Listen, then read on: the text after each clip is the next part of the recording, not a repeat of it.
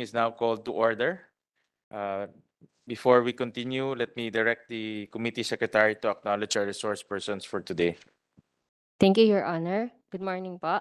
For today's public hearing on VAT refund for non-resident tourists, present physically are the following resource persons. From the Department of Finance, we have Undersecretary Dakila Eltin Napao. From the Bureau of Internal Revenue, we have Assistant Commissioner Larry M. Barcelo. From the Bureau of Customs, we have Attorney Annabel Dabu. From the Department of Transportation, we have Attorney Miguel Yander Llave. From the Department of Tourism, we have Undersecretary Shireen Gale C.U. Pamintuan. From the National Economic and Development Authority, we have Undersecretary Rosemary G. Edelion. From the Bangko Sentral ng Pilipinas, we have Deputy Director Maria Angelica B. Villena and Deputy Director Christopher V. Palugod.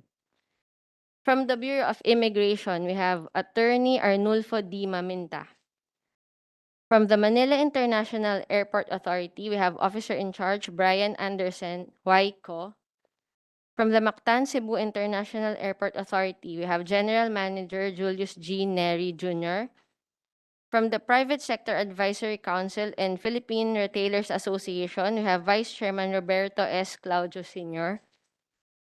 From the Store Specialist Inc. Group, we have Mr. Val Codaverde. From the BIR, we have Assistant Commissioner Maria Luisa L. Belen. And finally, virtually present are Mr. Gavin Ingram and Mr. Nathan Brown from Global Blue. That's all, Your Honor. Thank you, Committee Secretary. Once again, thank you very much for joining us today in this public hearing. Today we'll be conducting a public hearing on 3 measures. One is House Bill number 7292, and the title is An Act Creating a VAT Refund Mechanism for Non-Resident Tourists, adding for the purpose a new Section 112A to the National Internal Revenue Code of 1997 as amended.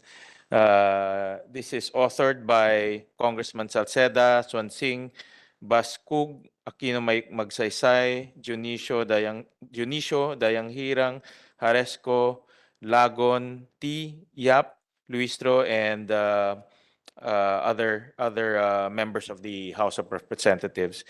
This was transmitted to us already last, when was this transmitted, Comsec?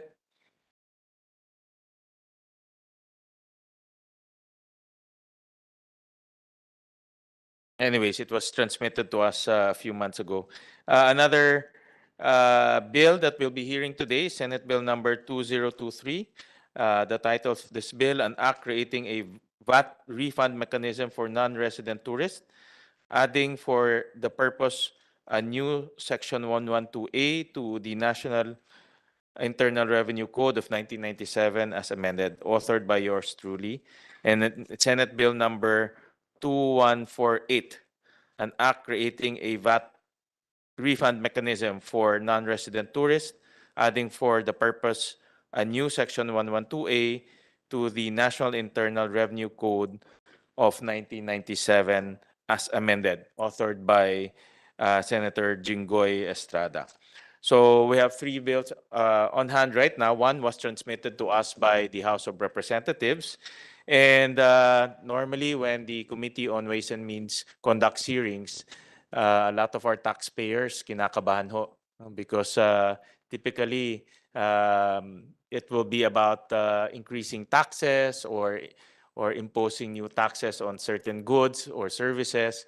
But today, this is a happy measure, no? Because instead of imposing taxes, we'll be refunding taxes, particularly to tourists, non-resident tourists. No? And this is a very simple measure. No? It's a very straightforward measure. In fact, the bill that I filed is only 3 pages.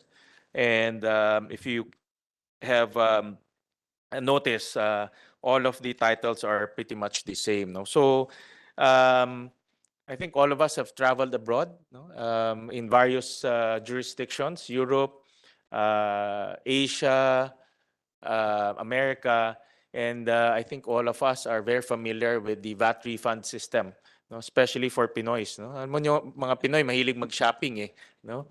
Pasulubong is one of our cultural traits, no? Every time we travel. So every time we travel, we always go to the store which has a VAT refund poster in some jurisdiction, and we always go to the airport 5 hours in advance because we would already factor in the lineup to get your VAT refund, no? Especially before checking in or before going into immigration. I think all of us, including myself, do that whenever I travel. So it's part of the tourism experience. Going to a place, shopping, looking at the sites, bringing home goods, and then going to the airport maybe 4 or 5 hours earlier to claim your refund. No? So it's part of the whole experience. In fact, because of that experience, a lot of our kababayans makes it part of their itinerary, to make sure that they shop in VAT refund stores and to make sure that they claim their VAT refund at the end of the trip. And I've seen the evolution of this mechanism in various jurisdiction. Before, it was really manual process. You have to bring in your receipt, you have to open your luggage, show it to the customs, you have to go to the third-party refund uh, entity to get your physical cash. But now, everything is done digitally. In fact, the latest that I've experienced is in Singapore, where everything is already digital. You just show your passport at the store, you go to the airport, you scan your passport, and automatically it will be credited to your credit card. No cash involved already. So we've seen that the VAT refund mechanism has matured so much over the years.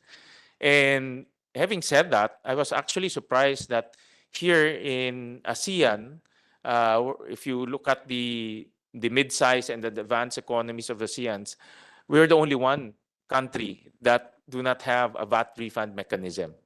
Malaysia, Thailand, Indonesia, Singapore all have a VAT refund mechanism. And the main goal of this VAT refund mechanism is to attract tourists, to make their experience complete, not only to look at the sites, not only to enjoy food and the beaches, but also to enjoy shopping by getting some form of discount through the VAT refund mechanism. So the end goal here is to increase tourism travel to our country, increase the marketability of the Philippines to tourists. Especially, we're only one of the few countries that implemented a dual passport regime. Not all countries have that.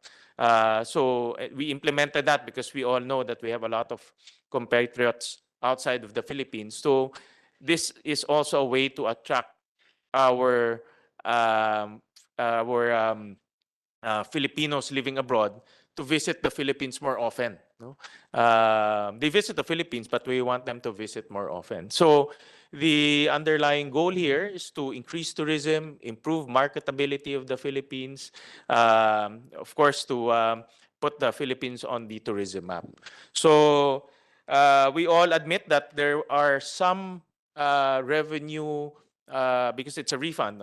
We all admit that government will lose some amounts in form of revenue, and we hope that this loss will be compensated by the increase in foot traffic by tourists in our country. They will stay in our hotels, eat in our restaurants, shop in local stores aside from the big stores.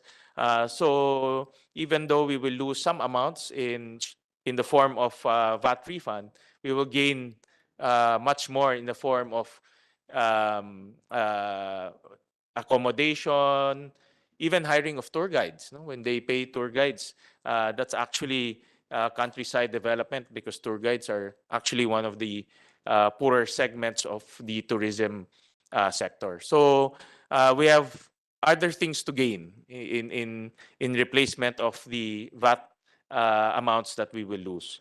So having said that, as my opening speech, walang ibang may senator ba? Wala, no?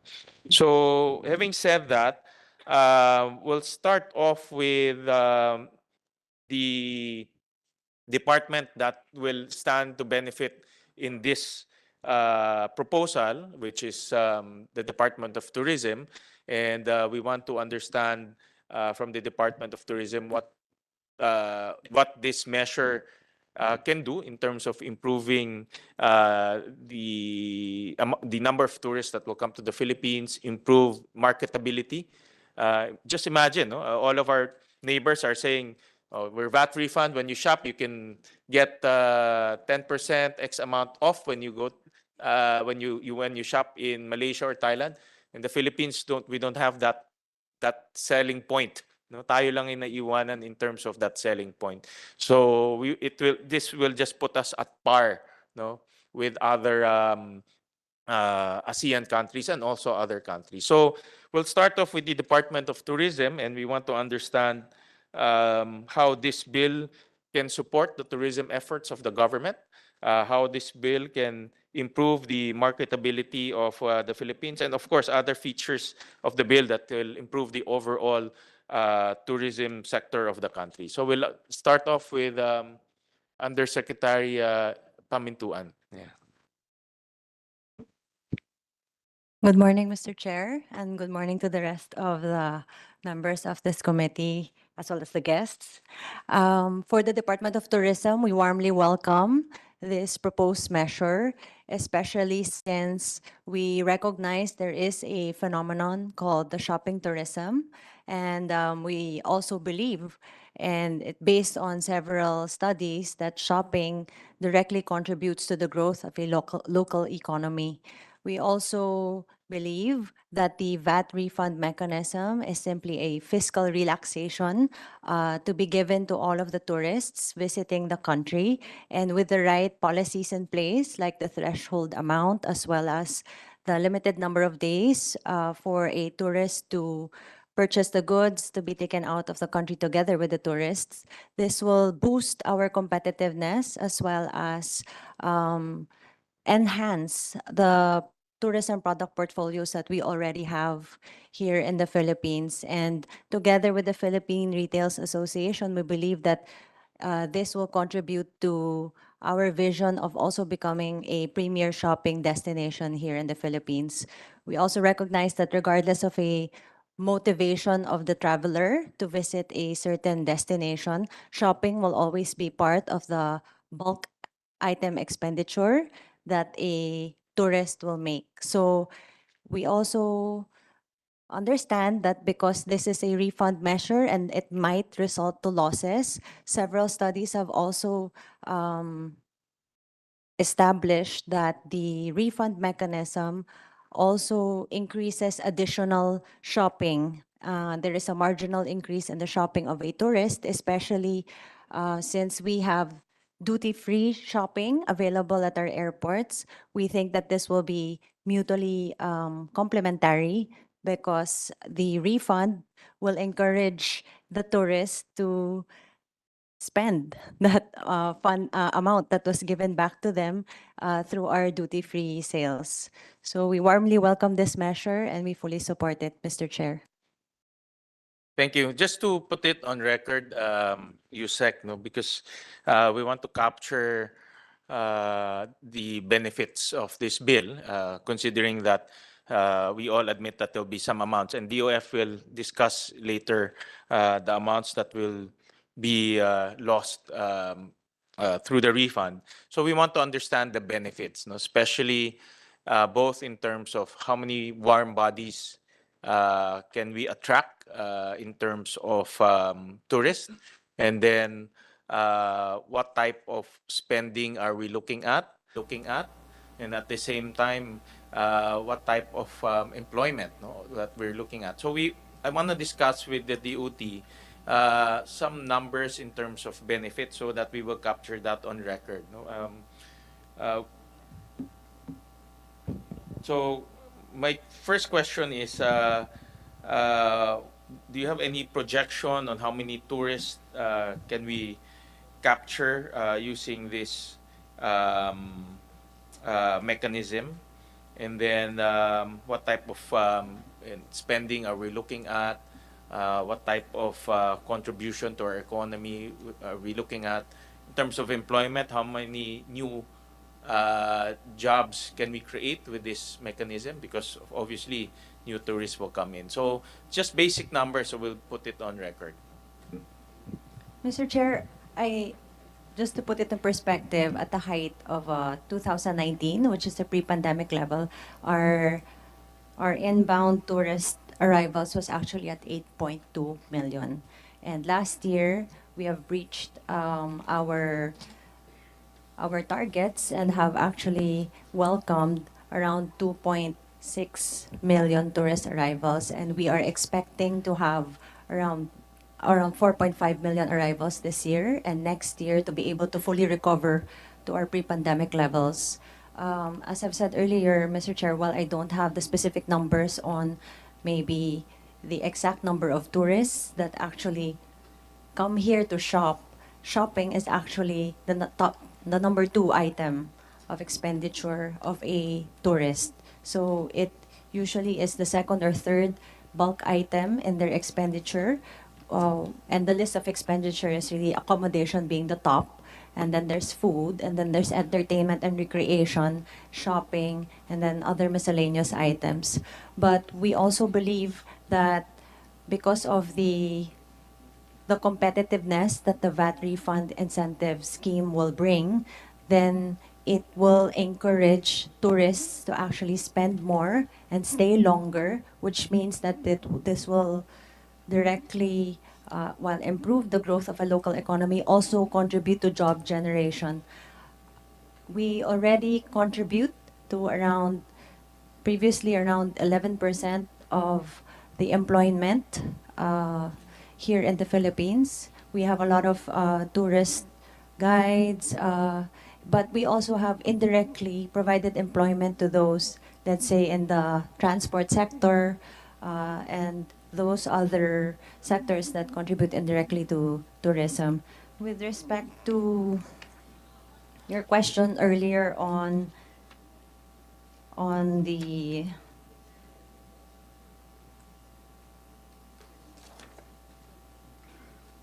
Employment, if you have employment, those numbers. yes. Employment, we already contribute, around, 11%. But to the total gross value added of the tourism industries, in 2019, we already contributed 12.9% to the GDP of our country. So when the pandemic happened, our contribution is at 5.2%, and we expect this to also increase. Let's break it down a little bit now so that we'll capture it. Do you not have any projection on how this measure can attract new tourists? Let's take 2019. Pre-pandemic levels were at 8.2 million tourists. No? I would assume that is our goal in the next few years to go back to pre-pandemic levels. But how can this measure increase the 8.2 tourists in 2019? Do you have any projections on how we can attract, how much we can attract? Unfortunately, Mr. Chair, we don't have specific projections just limited to this measure. But our projections really is that we will hit the 8.2 by next year, and the added value of this measure because of the shopping tourism will just greatly contribute to, reaching the 8.2 as well as to go beyond that number, Mr. Chair. Since you don't have that, can you just submit it to us? No? Yes. Because I want to capture that. This measure is about increasing tourism. So we have to know exactly how many tourists can we increase, no, in terms of this measure. We also look at the bigger picture. No? We're losing, according to the DOF, we're going to lose close to about 4 billion in terms of collection. No? So 4 billion is 4 billion. So in return to that, in return of that loss, how much can we gain in terms of additional tourists? So that's what we want to capture on record. No? So it's a very important piece of information that we need to put on record. No? Those are basic information. Okay, we will come up with a study and submit it to you immediately, Mr. Chair. But also, we will also try to capture the possible increase in the average daily expenditure of a tourist because of this measure. How many countries, USEC, are implementing this type of VAT refund mechanism? Do you have that number here in ASEAN? How many countries? Mr. Chair, in the ASEAN, we're the only one left. In the Asia Pacific, the countries implementing the VAT refund mechanism is China, Thailand, Japan, Malaysia, Vietnam, South Korea, Indonesia, Singapore, and Taiwan, most of which are the countries that we have identified as our top competitors. And then, how about in do you have a ratio of how many countries are implementing VAT refund mechanism versus how many countries do not implement VAT refund mechanism? Do you have that number? I will also give you that number, but I think, Mr. Chair, there is also a great number of countries not providing the VAT refund scheme because it depends on the tax structure that they have, whether they actually offer the VAT in the first place or it's just a general sales tax. Okay, but it's good to understand also, is this mechanism effective or not? No, my point there is, I want to look at other jurisdictions and how other jurisdictions are using this as a way of attracting tourists.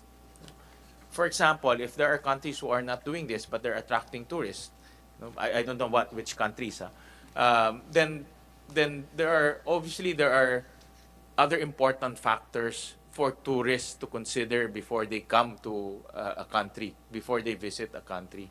So that's my point, no. And at the same time, you're right in a sense that we have to look at our competitors as well, no? Because this is our marketing tool. And our VAT is quite high, no, relative to other jurisdictions. 12% is on the high side. So giving a 12% discount on purchases is quite an attractive feature, you know, for tourists. So I just want to know, in the whole world, how many countries are implementing VAT? Are we in the minority? Are we in the majority? Do we have that study? I think it's just a select few, really. Not all of the countries provide the VAT refund scheme, but for those who are doing it, they have already captured that market of being the premier shopping destination, aside from other things that a traveler But I would think like we're to now in the minority. Most countries that I've visited, Europe, I think the entire European continent have a VAT refund mechanism. No? Yes, So I Mr. think Chair, we're already, majority of the countries. yeah, so again, just submit to us because those research is important. No? Yes. And that's from a marketing point of view. How are we comparing ourselves in terms of marketing promotions to other countries? No? I want to look at that also. Yes, Mr. Claudio? Mr. Chair, may I Yeah, go ahead be po. allowed to contribute to that Yes, yes. information requested? We have information that we have received from global service providers. There are 69 countries worldwide that are implementing the tax-free shopping. There are 9 Asian countries that are implementing it, and we're the only Southeast Asian country that does not have the privilege. Also, one of the statistics on international tax-free shopping, 70% of travelers or tourists that travel come from emerging countries, of which shopping is a main consideration in their choice of destination. So if we will extrapolate or compute based on DOT's Department of Tourism's figure on expected arrivals, then we can do some computation to be able to arrive at how many new tourists that we can attract, especially that people are now traveling, and not only are they traveling, they are spending, they are shopping. So we can provide, Mr. Chairman, some figures on the international scene on how the tax-free shopping is working and what figures they have, so that we can use this as our maybe a pattern or a template for us to compute our own revenues that we would expect from this tax-free shopping. Thank you, Mr. Claudio, for that information. And later on, we'll give you some time to also present those information so we can put it on record. Yusek Pamintuan, Mr. Claudio made a good point, no? Tayo lahat turista, when you make a decision on where to go, there are decision-making points, eh. Maybe convenience of traveling, safety, ease of traveling. I want to know if DOT conducted research among tourists on what are the important factors for a tourist to consider in order to come to the Philippines. Is there a hierarchy of consideration on what tourists look at before they come to the Philippines? I want to know where shopping is in that hierarchy. Mr. Chair, the number one consideration for a tourist really to come to the Philippines is more on the sun and beach product that we have.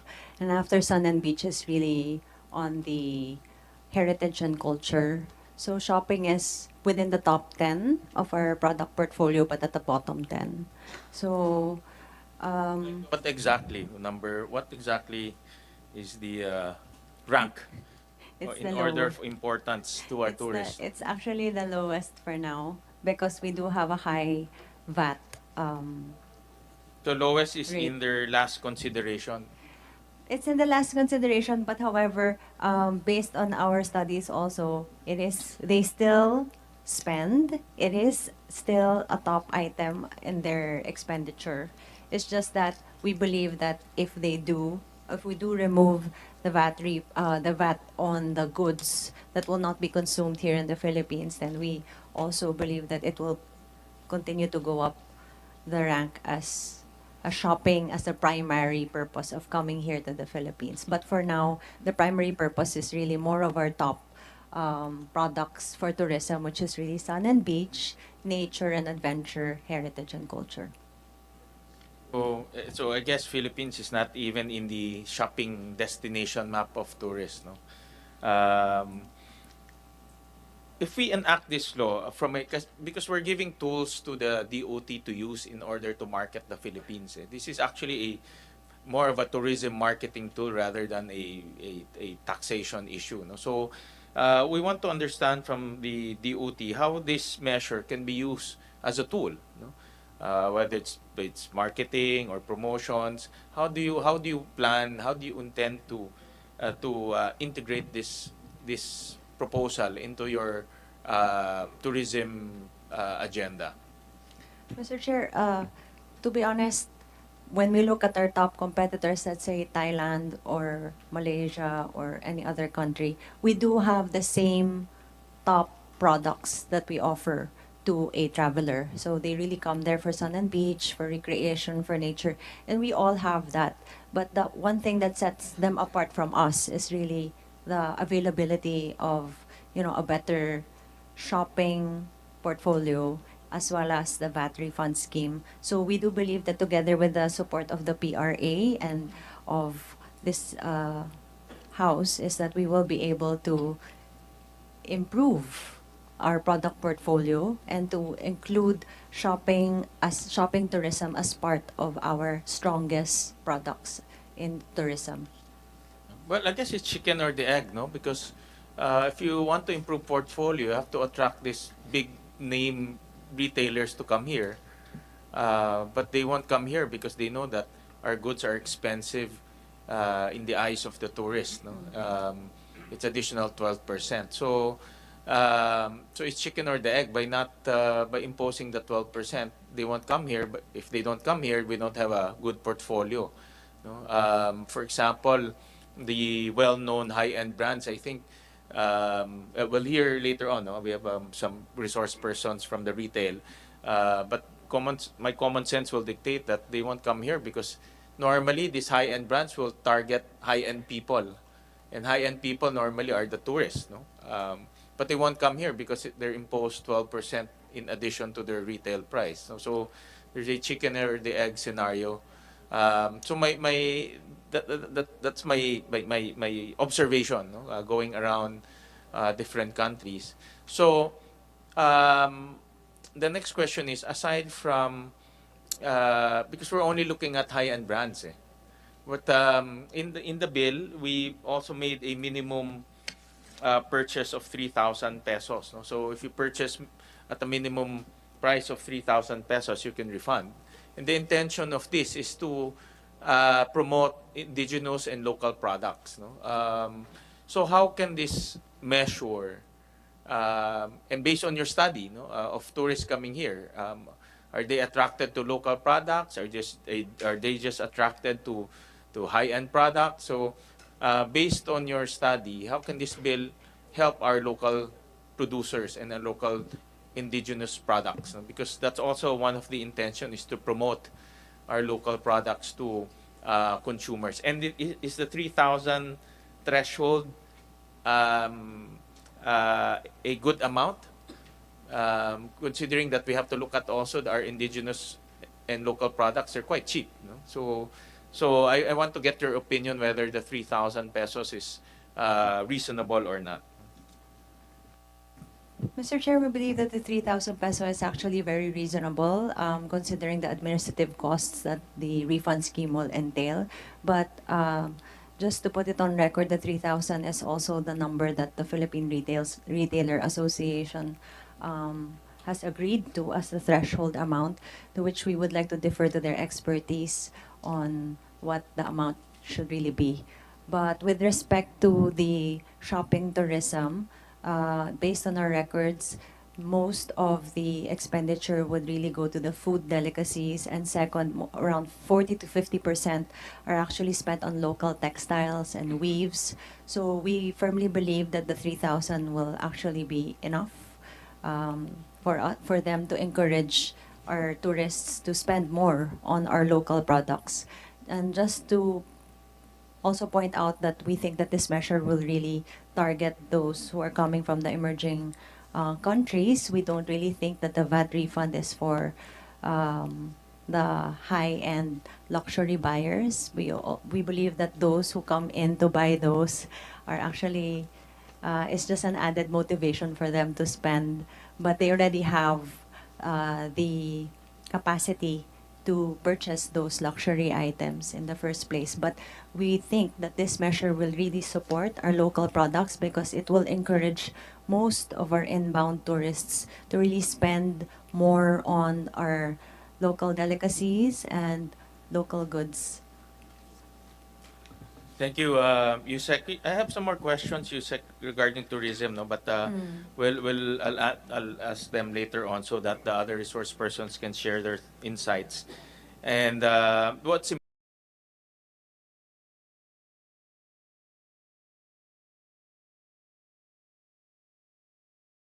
these contribution to economy, number of jobs generated, tourism expenditure per capita and as a whole. So all of these numbers are important to capture, and please submit to us those information because again, no, we're trying to quantify the losses. So we all know that we will lose 4 billion. How much are we going to gain in terms of peso value? So, and I think Neda will probably elaborate on that later on. No? But of course, the projections, the DOT will know better because you guys have offices around the world, and you know the sentiment of our tourists. No? With that, I'll just skip the government agencies for now because we invited one of the biggest third-party refund operators in the world, no? And we're quite privileged that they agreed to join us today. And this is the Global Blue Company. I think as Pinoys, alam natin lahat yan, ano? Pinoys are very good in shopping and refund. And Global Blue is one of the most popular brands that I come across whenever I go to different countries. And I know that they have presented to the DOF, but we want to also hear their thoughts on this proposal, considering that they have presence all over the world. They have operated this refund mechanism for many, many years, and I'm sure they've seen the pros and cons of this proposal. So they're here via Zoom, and we'll call on Mr. Nathan Brown, the head of commercial Australia of Global Blue, for their thoughts, comments, and presentations if they have.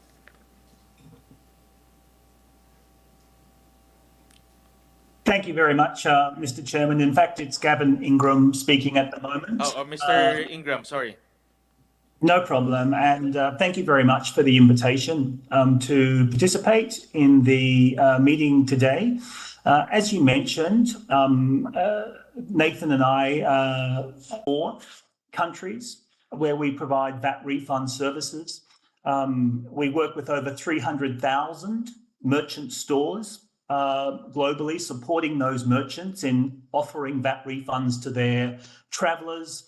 And certainly pre-pandemic, we were processing around 36 million transactions per annum. Across Asia Pacific, which I know is a focus for this meeting, Global Blue works on VAT refund schemes in Australia, in China, in Japan, in Singapore, as well as South Korea. And we are obviously very excited to hear about the Philippine government's intention to possibly introduce a VAT refund scheme for the Philippines. As you mentioned, Mr. Chairman, a lot of the countries are now moving to digital schemes, which bring great automation and great services for the merchant and for the traveller. And that is largely about encouraging travellers to shop, making it easy for the merchant to issue VAT refund transactions, but making the processes seamless and efficient as possible. So Global Blue now supports 25 countries with a digital tax-free shopping ecosystem. And we now have 11 governments around the world who are using Global Blue's customs approval system to help validate travellers' transactions when they exit the country.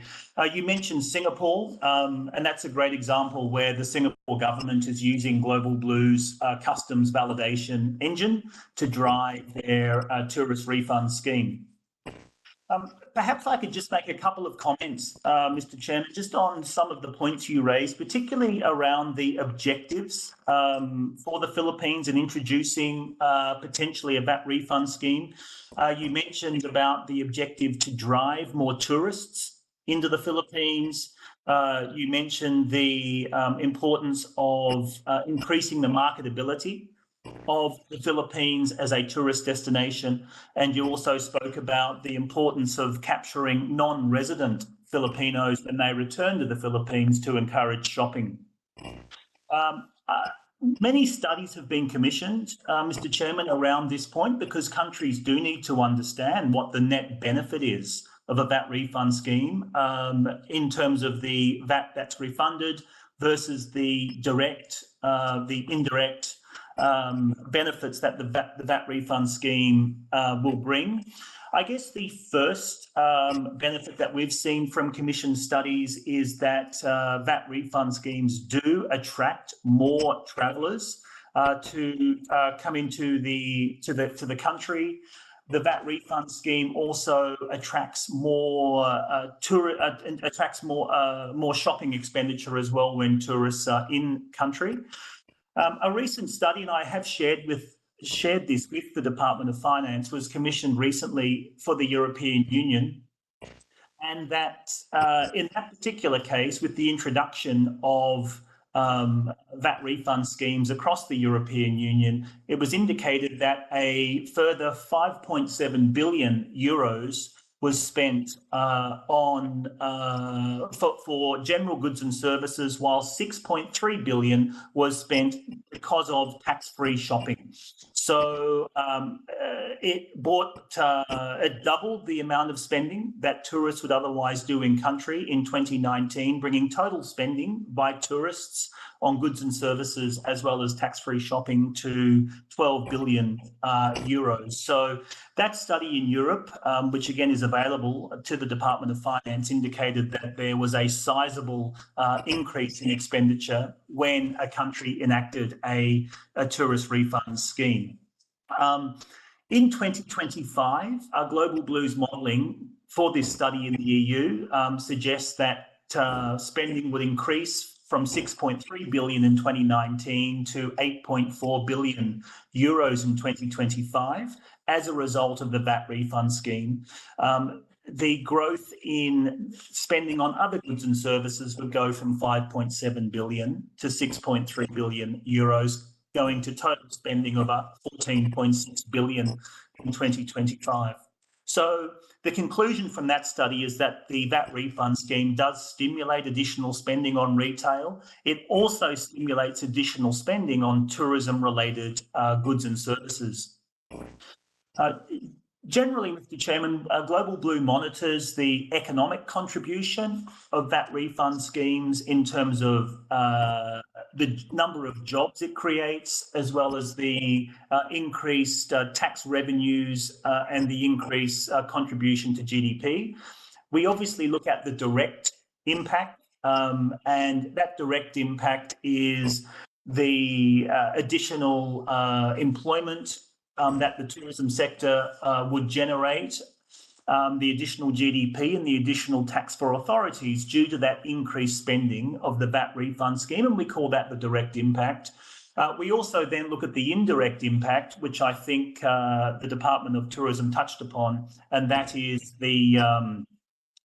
it's the suppliers then who are supplying the tourist industry, who then are employing more staff to support the growth in tourism, and we call that the indirect impact. And then we have finally the induced impact, which is the increased employment in the tourism sector due to the VAT refund scheme means that those employees can then be spending their wages in the wider economy. So we add those three impacts together to understand the total impact.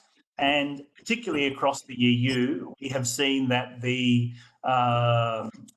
for 2019, that tourism spending stimulated or supported a further 233,000 jobs, and it contributed a further 13.9 billion to the EU's GDP.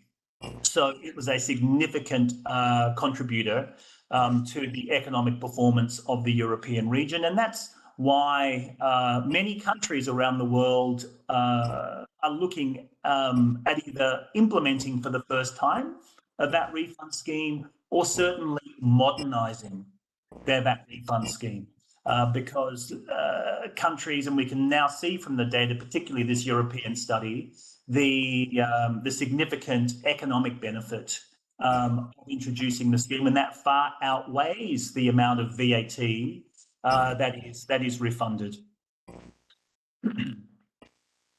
And just on that point, again, and I'm referring here to the European study, but as a point of example, the VAT refunded in 2019 in the EU was 2.8 billion. The additional economic contribution from the VAT refund scheme was 5.2 billion euros. In 2025, the study predicts that the VAT refunded in the European Union will be 3.8 billion euros, but the economic contribution will be 6 billion euros, which clearly demonstrates there is a net positive impact for the country. Mr. Chairman, let me pause there. That's just some data. I mean, look, I'd be very happy to talk in much more detail around some of the features of VAT refund schemes, but I just initially wanted to talk to those points about the economic impacts of introducing a VAT refund scheme and And this is why more than 50 countries around the world have implemented a VAT refund scheme, as Mr. Claudio mentioned. Thank you, Mr. Gavin. Mr. Gavin, since you operate globally and you have extensive experience in terms of VAT refunds for tourists, I just want to capture very basic information based on your experience. And you mentioned some amounts earlier, no? But those are obviously in euros, and the, the the amounts are quite staggering compared to the peso. But based on your experience, just on tourism, in terms of percentage, how much in terms of percentage, how much increase have you seen if a country implements a VAT refund mechanism? Just simple percentage increase, if there are, based on your experience, and also how much you mentioned earlier the increase in shopping, no? How much in terms of increase in shopping, again in percentage terms, um, have you seen when a country implements a VAT refund mechanism? So that will appreciate much more this type of mechanisms impact to tourism and to retail. Yes, I can talk generally, Mr. Chairman. I don't have particular percentages country by country in front of me. Just general, just yeah. general numbers. Sure. I can also say, though, that obviously it differs country to country depending on who's running the scheme. I think one of the key things that Global Blue does and that we advocate for government is that it's extremely important that the country is marketed and promoted as a shopping destination. And when that occurs, and we do a lot of work in promoting countries to tourists before they depart their home country, we clearly see through that effort a sizable increase in the amount of tourist arrivals and the amount of shopping. The reason that occurs, Mr. Chairman, is because we can work directly with the merchants to put in place campaigns to drive tourists to store. And without those sort of initiatives and without I guess, a VAT refund operator putting effort into those areas, you will potentially not see a sizable increase in tourists arriving and the amount of tourist shopping. Where we have done so, we have seen figures increasing tourist arrivals from anything from greater than 10%. In terms of shopping, the contribution really does depend on how well we are promoting the scheme locally, but also the technology and support we're providing the traveller. So we do see a significant increase in what we call issue ratio, and that is the transactions that are eligible for VAT refunds, if it is well promoted in country, if the merchant is given a efficient solution to process the VAT refund transaction, that we see a marked increase in transactions being issued for VAT refund. But that does require investment in the system. It requires working with the merchants to enable them to issue these transactions very efficiently and very quickly. The other point, though, of course, is that an issued transaction is only valuable if the tourist goes through to seek the refund of the transaction. And again, where Global Blue offers support to the traveller, and that could be something as simple as allowing the traveller to self-validate their transaction at the time of exit, we see a significant increase in the amount of issued transactions that ultimately become refunded. And we can see anything from a 15 to 20% increase in issued transactions that become refunded when we deploy digital technology to guide and support the traveller through that process. So in conclusion, and let me speak generally, I think where a focus is pre-marketing of the country as a shopping destination. I think where there is a very strong relationship with the local merchants as well as the global accounts, and we provide the technology and support and services for the merchant and the traveller, you can expect to see an increase in tourist arrivals for shopping in the range of more than 10%. In terms of transactions that actually occur in country, we have seen increases of 20 to 30% of increased shopping transactions. But again, I do caveat the comment to say it really does depend on how much investment is made in promoting the country and in the technology that is deployed by the country. I think you spoke about your previous experience in the past of getting to the airport 5 hours beforehand and it being a very manual process. It doesn't really encourage the traveller to go through the tax refund process. But a digital system now where this process can be undertaken in minutes at the convenience of the traveller at the exit point is a sure way to ensure that we increase shopping in the Philippines and we encourage the traveller to actually complete the VAT refund process. Thank you for those basic information, Mr. Gavin. We just want to appreciate the potential of the VAT refund mechanism, considering that this will be the first time the country will be implementing. And I'm sure, well, in the bill, we also included the possibility or the authorization to partner up with third-party operators. I think the third-party operators, just like Global Blue, has extensive experience in this type of mechanism, and also the digitalization. The technology that comes with it is quite sophisticated. I've seen it in Singapore, in other jurisdictions, where passports are just scanned, and then you do it at the merchant, you do it at the airport, and then automatically it credits your credit card. So convenient, as opposed to in the past. Having said that, Mr. Gavin, I just want to ask you, what are the best practices?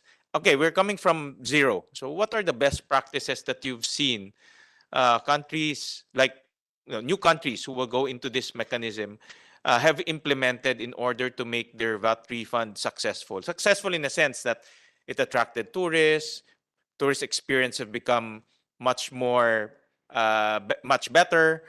So what best practices have you seen, and do you suggest that the country should implement? Yes, it's a very good question. I think Global Blue has been operating VAT refund schemes now for over 40 years. So during that time, we've seen a significant change in how the service is delivered and what we would view now as world's best practice. As we presented to the Department of Finance, we believe that clearly the ideal tax-free shopping flow is a digital flow, as there are many benefits that come with an end-to-end digital flow. I guess first and foremost, those benefits are through digital is to ensure that we can offer great solutions to the merchant and to the traveller to participate in the scheme, and that for when they do, the process is very seamless and very, very efficient. And that's what digitalisation allows. You mentioned, for example, Singapore. Singapore now runs a completely paperless VAT refund system. And that is something that we now advocate for new countries, that they also run a paperless end-to-end digital scheme. The benefit of the digital scheme, particularly for the authorities, is much greater fraud prevention.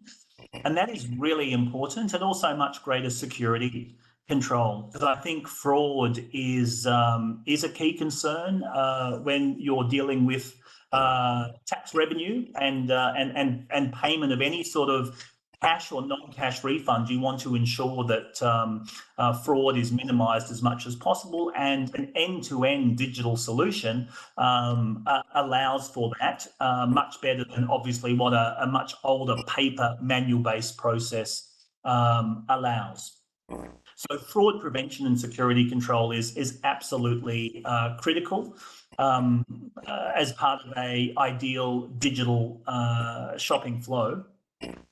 The next point I would raise is that I think digital flows also allow for greater flexibility around the refund type So now with many travellers opting to use digital wallets to pay for their goods using digital wallets, and Chinese travellers, for example, use Alipay and WeChat Pay, that a VAT refund system can support refunds back to digital wallets. And clearly the Chinese travellers represent a significant percentage of the globe shopper. So we must have a digital system which will allow for refunds to digital wallet and other non-cash targets. In terms of the refund offered around cash and non-cash, we are basically advising countries now to allow for non-cash refunds. And the reason for that is because we can provide more flexibility in terms of refund options. An example there is where we can allow for what we call early refunds. So this is providing the refund to the traveller early whilst they're still shopping in the Philippines. And the reason for that is that would allow the traveller to continue shopping in the Philippines rather than only receiving their refund once they've left the country. Now, of course, around that concept and those services such as early refund, we need to have, and the digital system allows us to claw back that refund in the event the traveller doesn't subsequently validate their purchase at the time of exit, or the transaction is not approved by customs. But it's just one of the additional features we can now offer to encourage further spending whilst the tourist is in country. So digitalisation allows us to be to offer better service to the traveller, but also it's good for the country because it encourages the traveller to be able to spend more whilst they are in the country. The other point now, what we're seeing for digital flows is clearly the support and service we provide to the traveller themselves. For some countries, the process of doing a VAT refund is complicated, it's cumbersome, and for a lot of travellers simply isn't worth it. They're not prepared to line up in queues. Obviously, they assess the cost of their time versus the amount of refund they're going to get back. So a key thing for us now is to ensure that as all transactions that are issued, we encourage the traveller to seek a refund. And we do that by providing digital solutions and support to the traveller, whether it's guiding them through every step of the process by reaching out to them on their mobile phone or by giving them access to apps or to ensure websites are up to date. But it's really about holding the hand of the traveller through the process to encourage them to shop when they are in country. Once they have shopped and they have purchased goods that are eligible for a VAT refund, how we then hold their hand and guide them through the process to ensure they get their VAT refund. So we want to make sure that we have a very high, what we call refund ratio in that regard. So we strive for a refund ratio of in the 90%, and we achieve that in countries where we have a digital shopping flow because we can interact with the traveller through the traveller's journey from shopping all the way through to refund as well. I think the other thing about the ideal setup now for VAT refunds is ensuring that we have a very clear and strong regulatory framework. And we work a lot with countries to ensure that the rules for the VAT refund scheme are clear. And what do I mean by that? If I could unpack that a little bit, it's ensuring that the rules are very clear about what goods are eligible for VAT refund. It's about being very clear on which travellers are eligible to claim a VAT refund. And I'm sure we'll speak more about that in today's meeting. It's ensuring, as you've already touched upon, that you have a reasonable and sensible minimum purchase amount that is encouraging travellers to shop when in country, but also, as you say, supporting the local and the indigenous products from local merchants.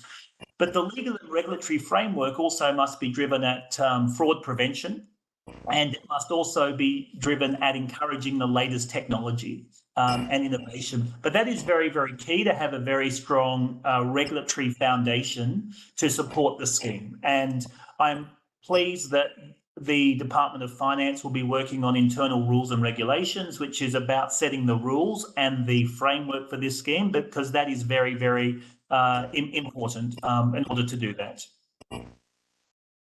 So that would be my comments, Mr. Chairman, at this stage.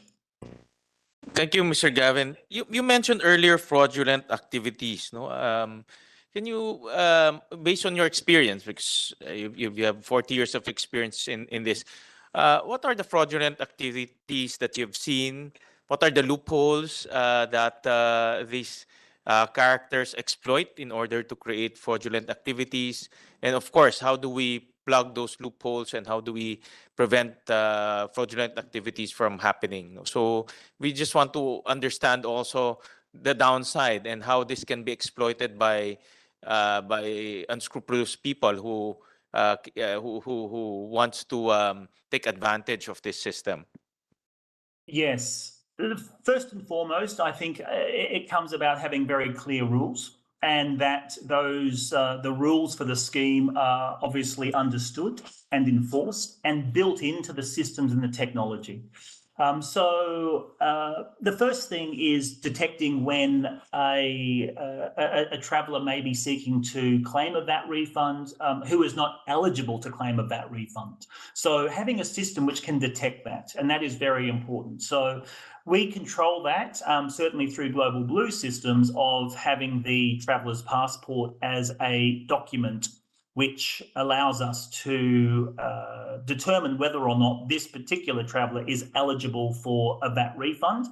Our systems can be connected or are connected to do checks at time of issuing around travellers who may be on or come from sanctioned countries, who may be on blacklists, who have committed previous fraud. So our systems can flag and detect those travellers if they are trying to do a tax refund. The second point, though, around fraud prevention is the technology which we give customs to validate the refund. So as part of that, we have a risk engine embedded into that validation system, which is completely configured by customs depending on the rules that they wish to implement.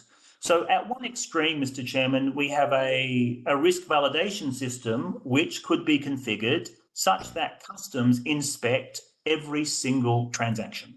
But of course, that would lead to long queues, frustrated travellers, and probably people then not going through the process, let alone the resourcing requirements that would require from customs. So we don't configure the risk engine in that way. So we configure the risk engine such that our system can identify high-risk transactions and low-risk transactions. So obviously the low-risk transactions are self-validated by the traveller. The traveller does not need to queue, but they have gone through a risk assessment to categorise them as being low risk.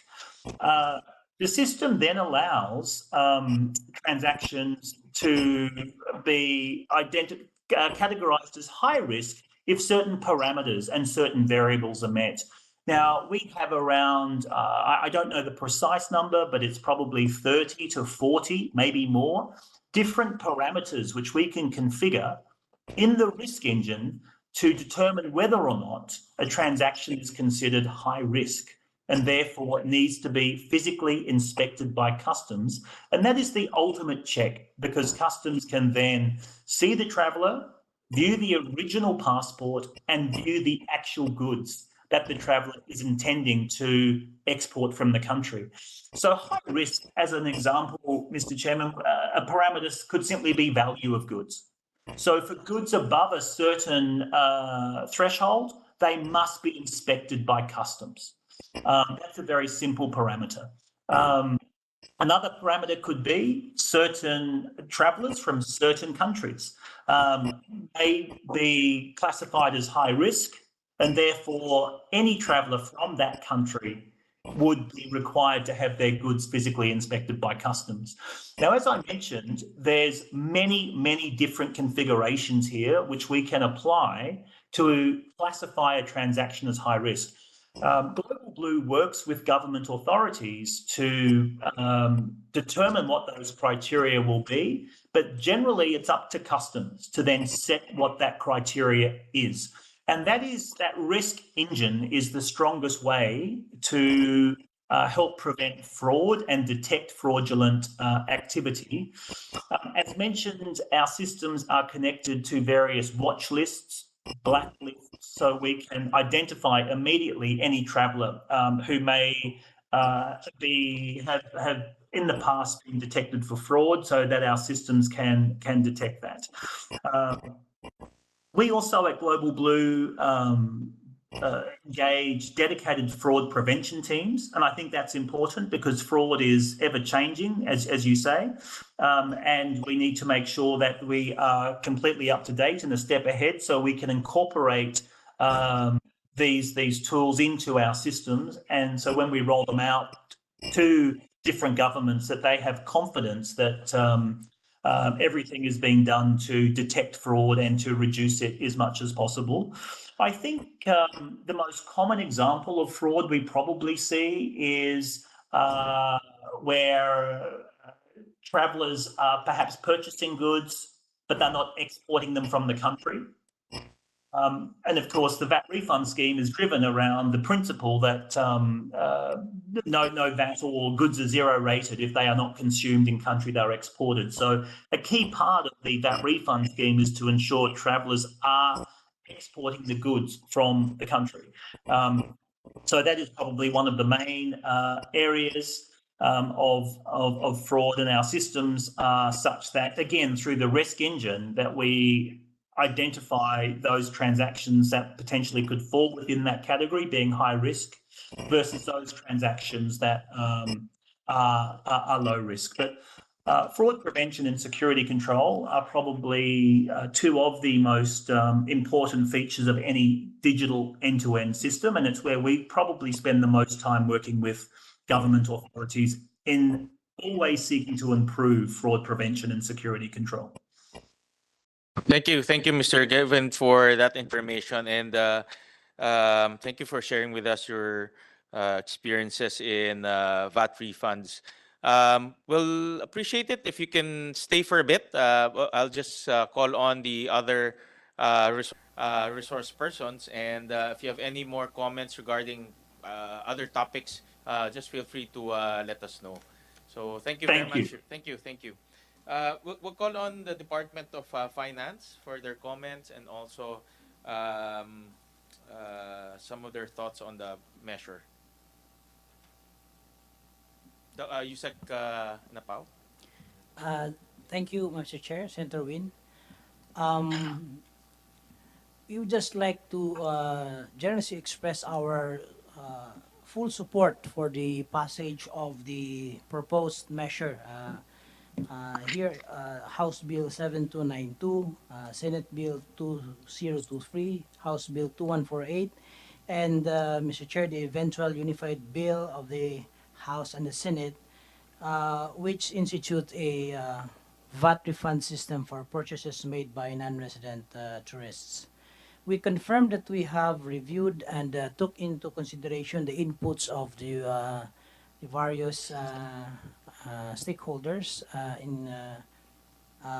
including our discussion, in-depth discussion with Global Blue. As we have, we know that there will be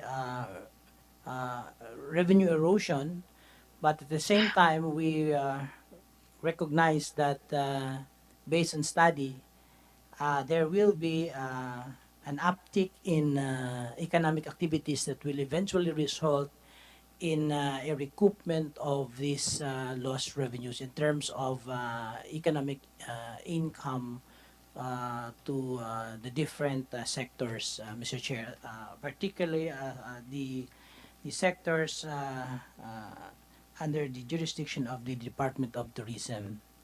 So, Mr. Chair, we will be open to questions. The BIR team as well as the DOF DFG team will be open to questions and clarifications in terms of the how the projections are were calculated, as well as on the potential procedural aspect of the refund mechanism, uh, taking also in consideration the inputs of Global Blue on how the refund will be suit in into our system of current refunds.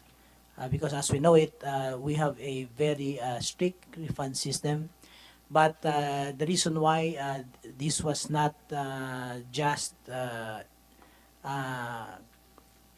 issued through via an executive order, but via a really a legislative bill is to cure the possible hiccups or possible problems later on in terms of speeding up the refund of the VAT to these eligible tourists, Mr. Chair.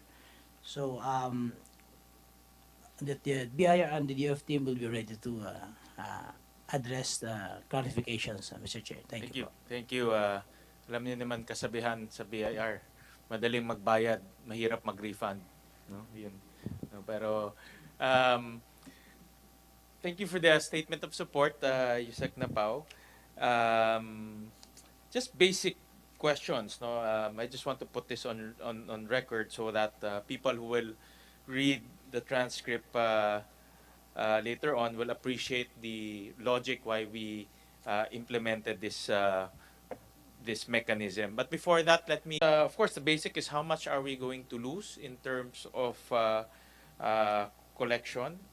You sent me a position paper, but it's good to talk about that right now. So how much are we going to lose in terms of potential amounts that we are going to lose if we implement this scheme? Mr. Chair, our FPPO team will discuss the same, but I can mention that based on the figures that was sent by the secretary to your committee, the foregone revenue will be around 2.9 billion to 4.1 billion annually. May I request that our Director Rowena Santa Clara be recognized, Mr. Chair. Yes, go ahead, to further explain. Director Clara. Thank you po. Good morning, Mr. Chair. The foregone revenues ranges from 2.9 billion to 4.1 billion. The reason for the range is that in the 2.9 billion, we only accounted for the apparel and general merchandise share to total shopping, while the 4.1 billion, we accounted for the apparel, general merchandise, and grocery. So that's the difference between the two estimates.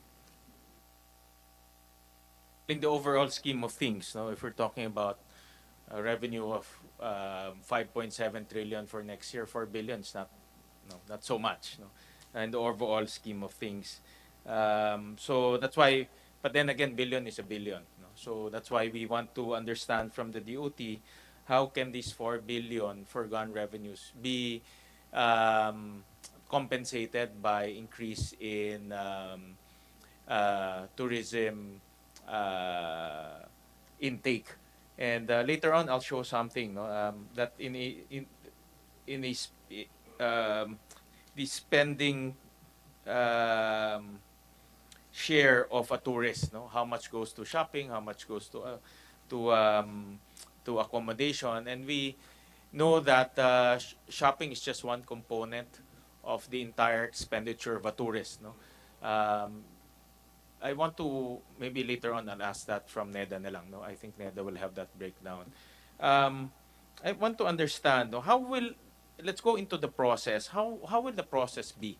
You know, will the refund will be processed by a third party.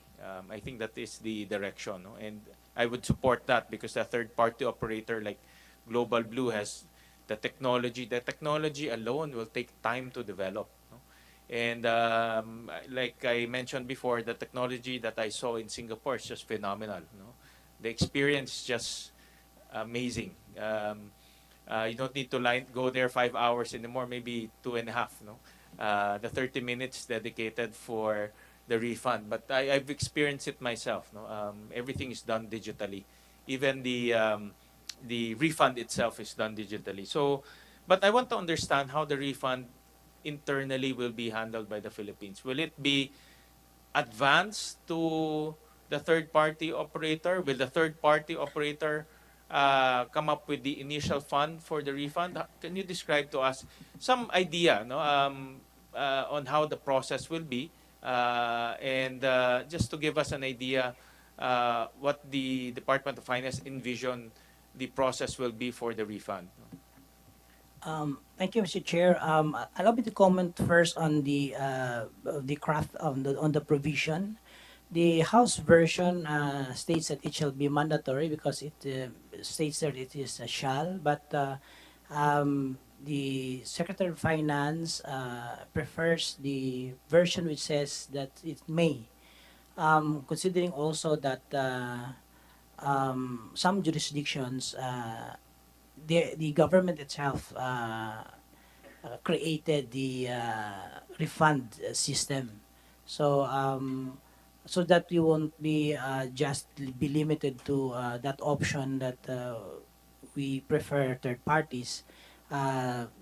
May be a better language for the same, Mr. Chair, despite our bias for a third party provider, considering that the third party provider will instantly set it up without problems on capital outlay budgeting, because through the scheme they can put up the machines with the merchants, and we'll have a sort of an internal arrangement between the merchant and the provider for the cost of the setup of the machines. In terms of the how the process will be conducted, Mr. Chair, we have gone into different modes and permutations as discussed with Global Blue. But perhaps the BIR can elaborate further on this procedure. May I request that the BIR team be recognized, Mr. Chair, for Yes, go this ahead. purpose. Because Thank I you po. understand under the law there's a 5% carve out, no, for refunds, correct? For VAT refunds. Yeah, will this form part of that refund, or will this be separate? Because there'll be amounts going to be refunded, di ba? So I want to understand whether a fund set up under the GAA will be used, whether the a fund being paid through the VAT will be carved out. So, or will the third party operator fund the initial refund and be reimbursed after? No? I'm sure there's so many permutations, no? But I want to understand from the BIR what are they envisioning in terms of the refund. Definitely, we need amounts to refund, no? Kasi or else we'll have a problem. No? But how do you now allocate or appropriate those amounts? No? I want to understand that.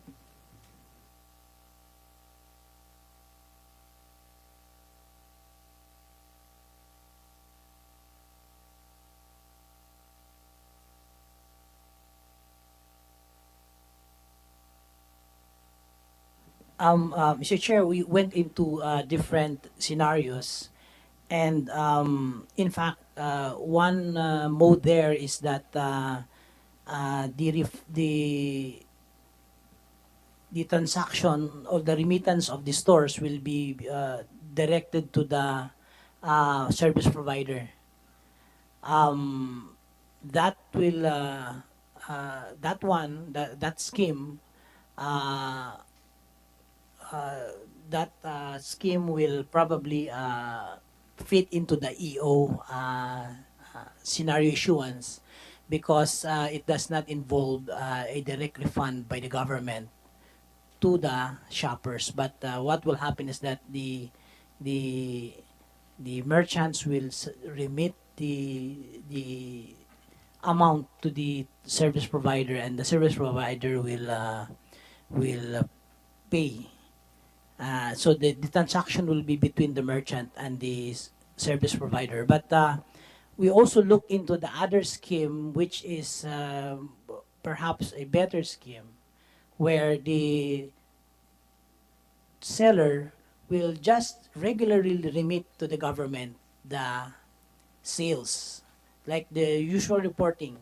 But there will just be that component wherein they will have an additional receipt for purposes of identification that this is one of the uh, uh, purchases that qualified for refund, and this will be intended for refund.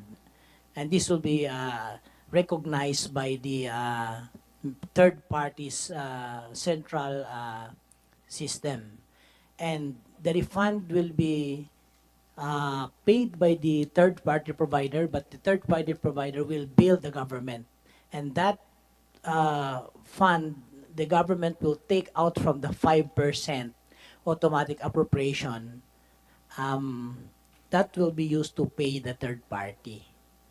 Yeah. Right now, under the NARC Section 106, there's a 5% of the total VAT collection of the BRBOC shall be automatically appropriated annually and shall be treated as a special account in the general fund. No? So this is used for the general Yes, fund. Mr. Chair, that's under Section 112 of the tax code.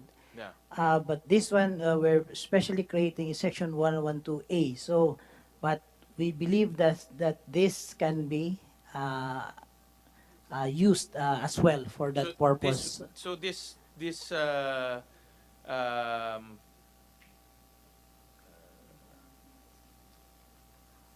This this this is a trust receipt, ano?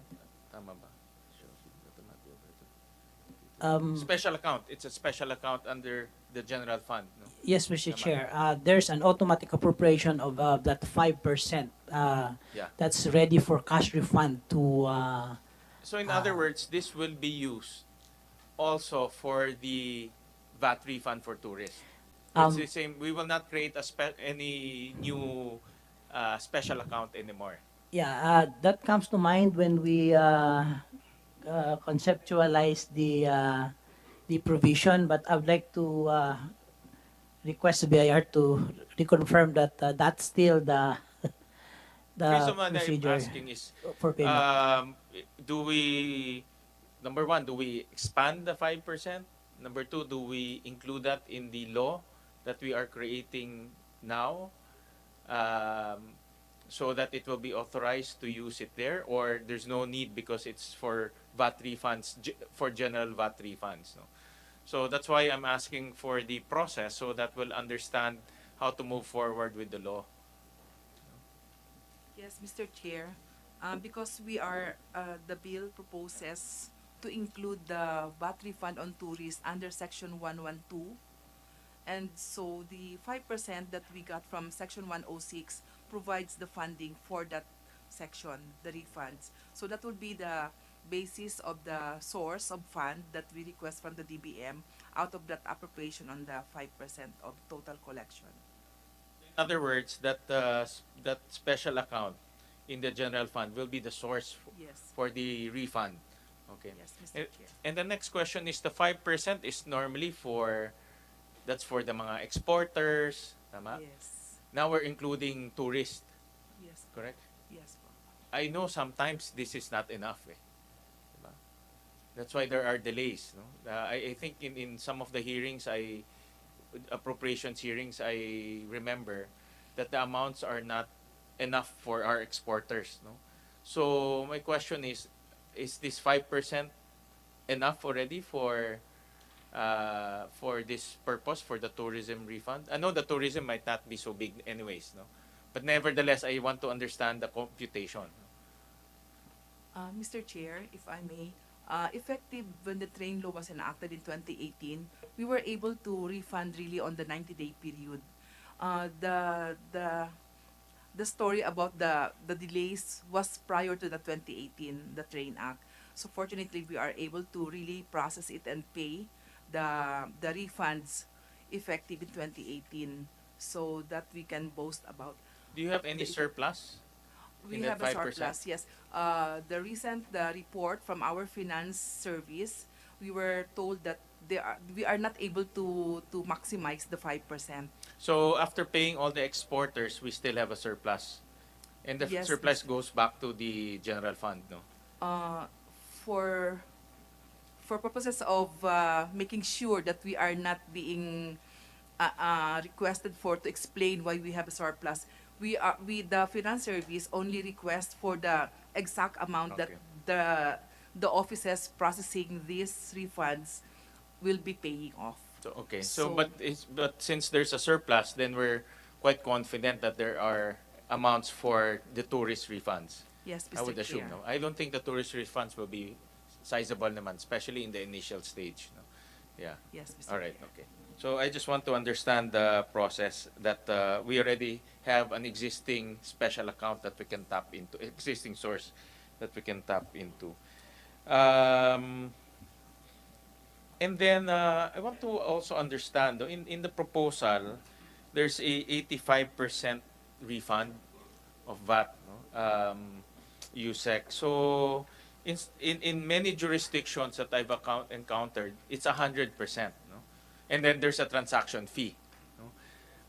But in our proposal, my proposal actually is 85% because the logic there is the 15% is for the transaction fees and other incidentals. But I want to understand from the Department of Finance, um, do we peg it at 100%, or do we and then have a transaction fee, or do we peg it at 85%?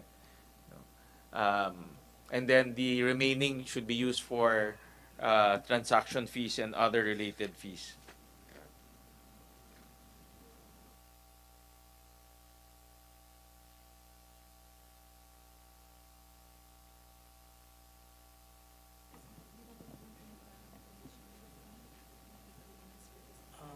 Sa atin, Like for example, Okay. here in I just want to flash note slide 3. Here in Southeast Asia is mostly 100%. No? And then the minimum spending is varies, no? But more or less nasa 3,000 range. No? I'll just flash it on the screen. No? So I think it's better to market it that you will get your 100% refund, no? And then subject to X amount for transaction fees. No? I think that's the logic, while other jurisdictions peg it at 100%. But in some jurisdictions, I know it's also below 100%. No? So I just want to get the opinion of the DOF on this matter. Oh, Mr. Chair, the 100% is really not 100% since there are deductions for commissions. We are okay with the proposal 85, but that 85 will already take into account the transaction or commission fees and other fees that may be deducted from or by the service provider. It's an all-in amount, Mr. Chair. Thank you for that. But I think from a marketing standpoint, I know we have some marketing. So Mr. Claudio, probably it's better to say you'll get 100% of your discount, subject to some transaction fees, no? Rather than you'll get 85%. No? I think it's a marketing. It's a marketing message, no, so to speak. No, but at the end we get probably end up with the same amount. No. Yes, Mr. Claudio. Mr. Chairman, we agree with you on this point. The tourist deserves to get the VAT refund, the 100%, 12% VAT that we give, right? But the government has to fund the service provider. Saan siya kukuha ng pera? mag-allocate pa, we can get it also from the tourist. That's why 85% lang ang babalik sa tourist. The 15% will be set aside by the government to pay the service provider who will administer the refund scheme. There are kiosks involved, there are people involved, there are IT involved. So there is cost to the service provider that will be charged to the Philippine government. So in the end, it's the tourist who pays for everything. He gets 85%, his 15% will be used to fund the service provider that will be contracted by the Department of Finance to administer the VAT refund. And the industry prefers it that way too, so that it's an attraction and at no burden to the government. In terms of cost, no, may burden siguro in terms of manpower, supervision, but no cost. So we agree, but I think that would be more relevant in the IRR na lang. We don't have to put it in the law itself. But we say that the tourist is expected to pay the VAT first, then he gets refunded, but he gets refunded only 85%, and the 15% will be used by the DOF to pay the service provider and for administering the VAT refund scheme. That's you. our proposal, Mr. Thank you. Chairman. Thank you. I think it's just reasonable to charge transaction fees, whether the transaction fee is 15% or 2%, or I think it's reasonable to charge transaction fees. What I'm just playing around with in my head is the marketability. 100% is nice to say, but I think consumers are quite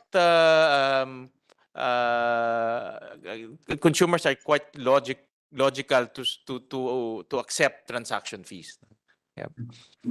Chairman, can I make a couple of Yes, comments? Mr. Gavin. Yeah, go ahead.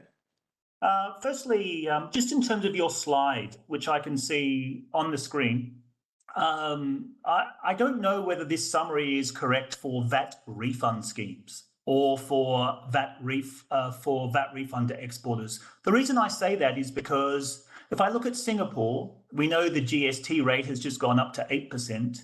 And the refund rate in Singapore is at least 85%. So it's not 100% refund rate. Likewise, in Thailand, the refund rate is 85% for tourists. It's not 100%.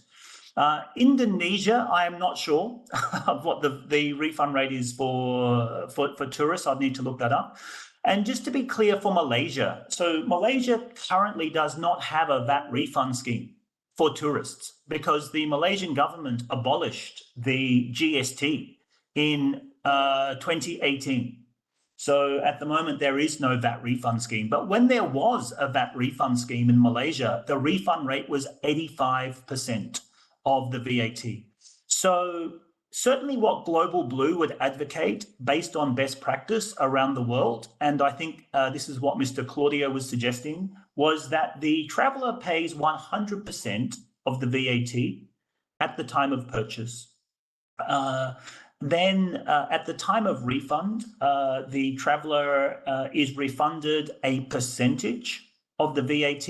Typically, across APAC, we're seeing that number as 85% of the VAT, with the 15% being paid to the service provider. And that is paid to the service provider so they can run the scheme, but more importantly, so that they can continue to enhance the scheme and the technology.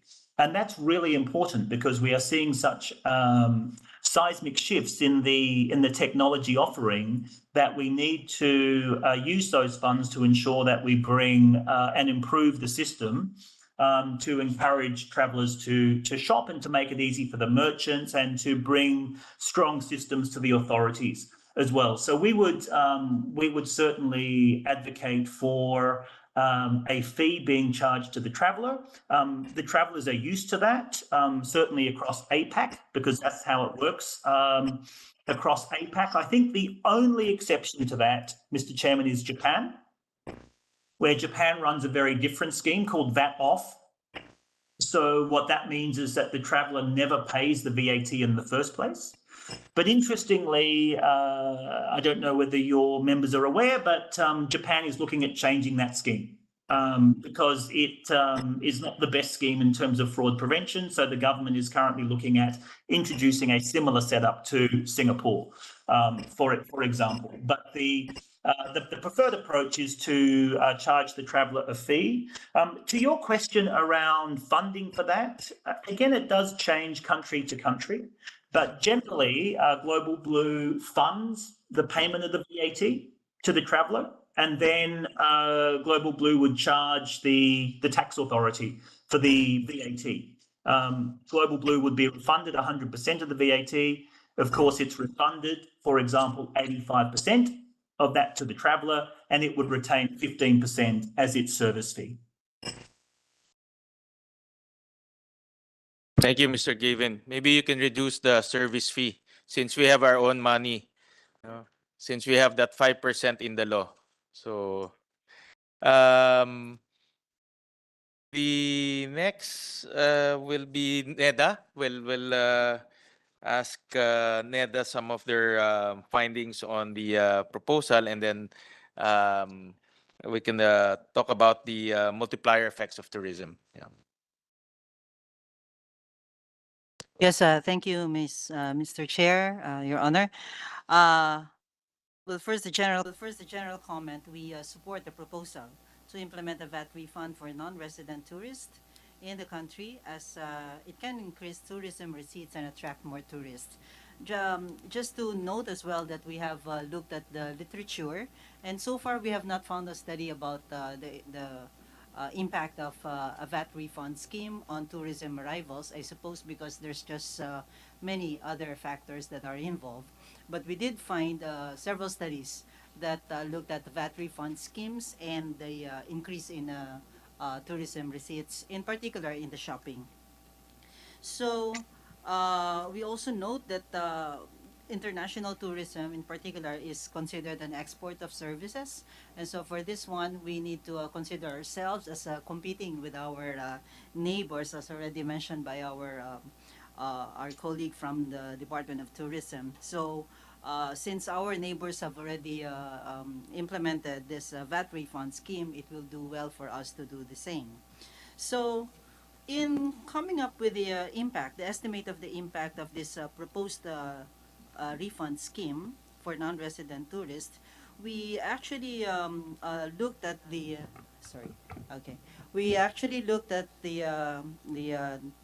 tourism development plan, and in particular their projections on the tourism arrivals from 2024 until 2028. So we also assume that the proposed measure will start in 2024, and then we also looked at the in the literature that the marginal propensity to consume of tourists is set at 0.7 as a in comparison for domestic consumers, it's at 0.64. So the average spending on shopping, so we just considered shopping, by non-resident tourists was at 9,311, and this is the average from 2016 until 2021.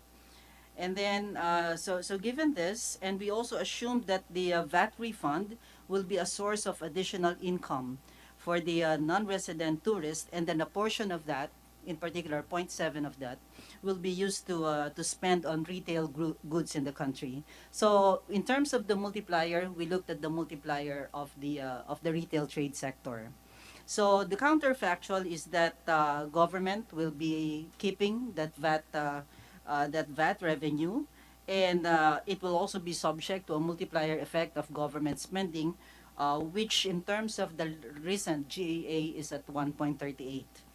So in terms of the retail trade, the multiplier is 1.43. And we also assume further a VAT collection efficiency rate of 40%. So with those assumptions, the additional spending is per annum will be between 6 billion and 9 billion from 2024 to 2028 for the full refund, for the 100% refund. And then the foregone revenue, or sorry, the estimated the status quo will be revenue sana of 3.4 billion to 5.1 billion. Now, in terms of applying the multipliers, then under the full refund scenario, uh, the additional gross value added, so addition to the GDP, will be 8.6 billion to 12.8 billion annually from 2024 to 2028. And then the counterfactual is from between 4.7 billion to 7.1 billion. And so the difference between the refund scenario versus the status quo is 3.8 billion to 5.7 billion. So meaning it will really generate additional activity. And uh, again, the caveat being that we did not yet consider that this may still increase tourism arrivals. We leave it up to the Department of Tourism how they can include that in their promotional campaign. And for this reason, Mr. Chair, we are fully supporting this VAT refund mechanism. Thank you.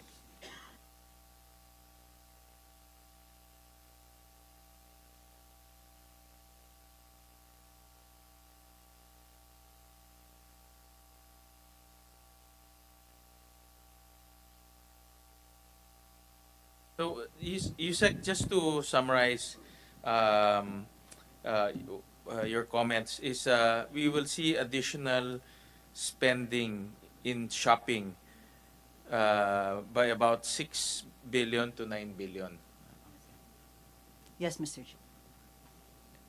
Okay, and then in terms of, do you mentioned earlier contribution to, The GDP, yeah, contribution including to, the multiplier, yeah. so that will be between 8.6 billion to 12.8 billion annually.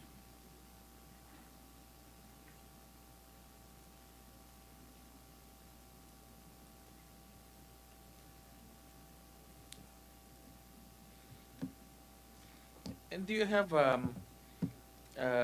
in terms of um, in terms of the share of expenditure of a tourist, do you have that number? For example, if a tourist comes here, it spends, let's say, $1,000. Where does it go?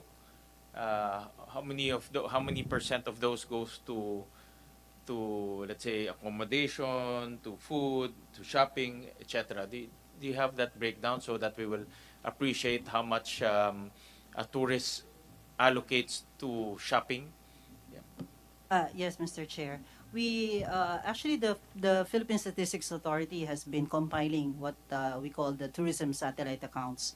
So from this, we note that about 30% is spent on accommodation services. Food is about 16 to 20%. And then you have transport services is still a big share, about 13%, and but recently it has increased to 20%. Travel agency malit lang, it's less than 0.5%. Tapos for the shopping itself, it's at 12%. It's almost the same as yung sa recreation, entertainment and recreation activities. And then we have the catch-all miscellaneous activities, which over time has actually diminished to about mga 1.6%, Mr. Chair. In other words, even though we forgo the VAT on shopping, which is 12%, we will gain from accommodation, which is a bigger chunk. We will gain from food, which is 16%, transportation, 13%. So in other words, we lose VAT on shopping, but we gain VAT on other components, especially accommodation. No, that's 30% of the expenditure of a tourist. No, and food is also a big chunk, which is 16%. No, so the offset siya, in other words. No. Mr. Chair, and to note as well that it has a higher multiplier effect than government spending. Okay. Tourism has a higher, what's the multiplier effect? That's 1.43, 1.43. the estimate, yeah. Okay. In the DOF, it's 1.9. Eh. Mataas ka naman siya. No, so, so I was hoping it's 1.9. No? So, yeah, but it's here on the DOF. No. Between 1.4 to 1.9, let's put it that way. No? So that we meet halfway. All right. All right. So thank you for that, Yusek. And how much has tourism been contributing to our economy? 2019, pre-pandemic level. I want to put on record the significance of tourism as a sector or as an industry in terms of contribution to, number one, to our economy, number two, to employment. No? Pre-pandemic, Mr. Chair. We have to use 2019 because obviously 2020 is an aberration, no, because of the pandemic. So 2019 is a more accurate benchmark for tourism. Yes, Mr. Chair. For 20 pre-pandemic, tourism actually accounts for about 12%, 12.6%. So it's a sizable chunk of our economy. Yes, and that's also the share in employment. Yeah.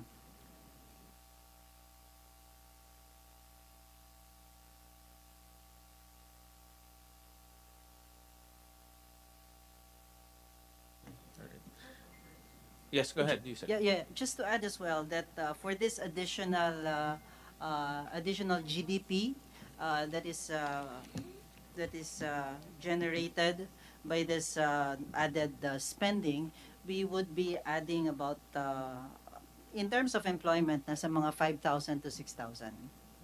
5,000 to 6,000 new jobs.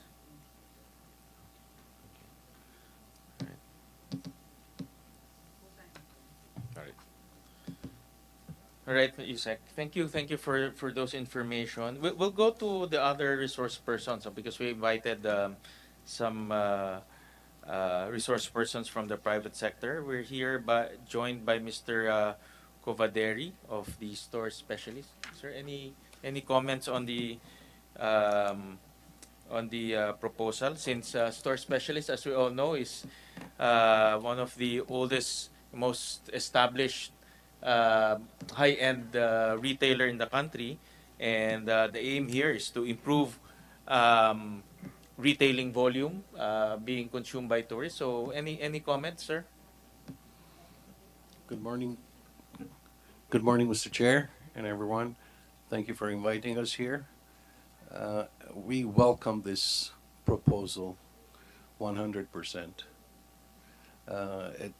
It really will help promote selling more of goods, whether if it's high-ended brands or local. I think mostly it will be local that's going to benefit from this. So we definitely welcome this proposal at the private sector. Based on your experience, we were talking about earlier, I think it was Yusek Pamintuan, about attracting foreign brands to set up shop here. And I mentioned it's a chicken or the egg question. So can you give us some of your experiences in terms of attracting brands? I know Store Specialist is a company that have several brands, no? Typically high-end brands. So can you tell us your experience in terms of getting these brands here, how these brands react in terms of our VAT rate, no? Because I know that we're one of the highest here in the region, and then what do they suggest in terms of improving the shopping consumption of our tourists, no? So those experiences, can you share with us? Mr. Chair, as far as the principals or brands coming to the Philippines, they really don't factor the VAT. That's something it's individual to each country. But what makes it attractive for them to come here is tourism. If tourism is pretty high, the numbers are high. 2019 was a really banner year for us at 8 million, over 8 million. So they really do consider tourism, especially when it comes to location, where the location is going to be or the location of the stores are going to be. But VAT is not something that they get involved with, based on our experience. Do you have any suggestion on the process? Of course, the customer experience is very important, no? And what we want is a seamless experience for our shopping for our consumers, no? So, do you have any suggestion on how to make it seamless, as easy as possible for our shoppers, especially tourist shoppers? I do believe that the direction that everybody is taking, which is a third party, like Global Blue, I experienced the same thing you experienced in Singapore. What a wonderful experience. So seamless. It's just, like you said, even 30 minutes is too long to give for that. Took only a few minutes, I was done. So definitely a third party would be our suggestion, our recommendation. Thank you, sir. Thank you. We'll call on Mr. Claudio, sir. I know you have a presentation or any comments to the matter. Well, basically, thank you, Mr. Chairman, first for the invitation to this hearing. I will not dwell anymore on the economic impact and benefits. I think we all agree on the benefits that this one, so it will shorten the issues. There'll be some issues that I'd like to bring up in the discussion of the bill itself. But basically, the Philippine Retailers Association has been wanting to make Manila the shopping destination in Asia. We had a shopping destination campaign in 2007 and then another one in 2015. Apparently, the impact, the promotion was there. We were supported by the Department of Tourism when we did that, but we didn't get much good experience on it. And basically, we found out that we were one of the countries in Asia that didn't have the VAT refund. And when you're talking about making a country or a city a shopping destination, then a VAT refund really is a big factor. So we support this because we've been wanting to and we would like to revive. And we are sitting down with the Department of Tourism now to USEC Shirin here to mount again to make Manila the shopping destination in Asia. Singapore, Hong Kong have lost their luster already as a shopping destination. So where are they going? They're going to Thailand, they're going to even Indonesia or Malaysia. So it's about time that we not only be attractive, we must be competitive. And this will bring us to that competitive level to the other Asian countries. On the issue of the loss of revenue, the industry, the retailers who've been there, never had that benefit of getting foreign consumption because of our lack of VAT refund. So we felt, I think, the government did not lose much because never gave that opportunity in the first place for many years. There are also issues and studies from other Asian countries. If shopping is a choice of a consideration for a choice of destination, then shopping comes second biggest expense item of that tourist.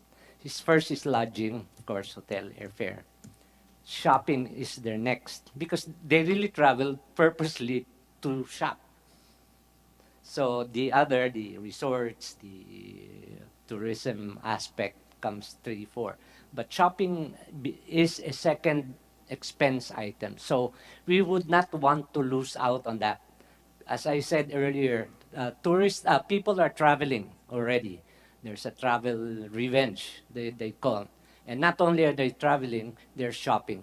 So by bringing out this VAT refund scheme for tourists as early as we can will put us in a very competitive and attractive stage. Yes, we've been using that as a marketing tool, and we would like to continue on that. And as I said, your concern, Mr. Chairman, now, chicken or the egg, hindi na problema yon. We have all the major luxury brands here in the Philippines. So for those who wants to buy watches, signature bags, signature apparel, they're all here. So there's no longer an issue of whether a tourist will come because whether he can buy or not. We have them. Store specialist is one, and among many others. All of the major expense item of a foreign tourist when he does international shopping, we have the brands, and we have the malls too. So parallel to that, we have the best beaches in the world. So after shopping, they can enjoy themselves. We also would like to participate, especially in the fraud control part of the implementation of the VAT. Retailers will have to be accredited.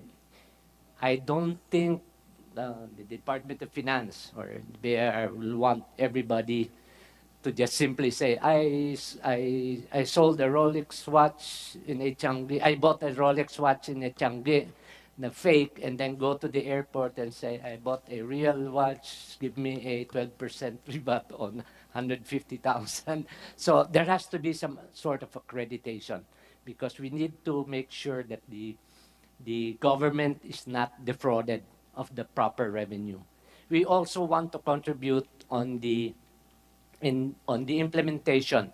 The industry is not in favor of a direct deduction on the retail level because we feel that's where the fraud will be encouraged. All VAT collections should go to the government, definitely. Then the refund process is just simply picking from that fund that was received. We don't want to be giving VAT refund to stores who didn't even collect a VAT in the first place. So, nalugi ng gobyerno, nadaya pa. So, these are the support that we'd like to give to the government in the proper implementation of this VAT refund. We will help out in the store accreditation. We will be able to pick out which retailers we feel will be dubious or which ones are reputable to extend. Mr. Claudio, in fact, I was going to ask the DOF. I understand in some jurisdiction there's an accreditation process of the retailer. Just playing devil's advocate, in the Philippines, accreditation takes time. We're all we have phobia being accredited by government, because that takes time, and again, it is an opportunity for corruption. I was actually thinking of just registration. You register and that's it. So I just want to get your opinion, Mr. Claudio. Will a registration process be much more appropriate rather than an accreditation? A registration meaning I'm a retailer, I go to the DOT or to the DOF, I register, and that's it. That's the same.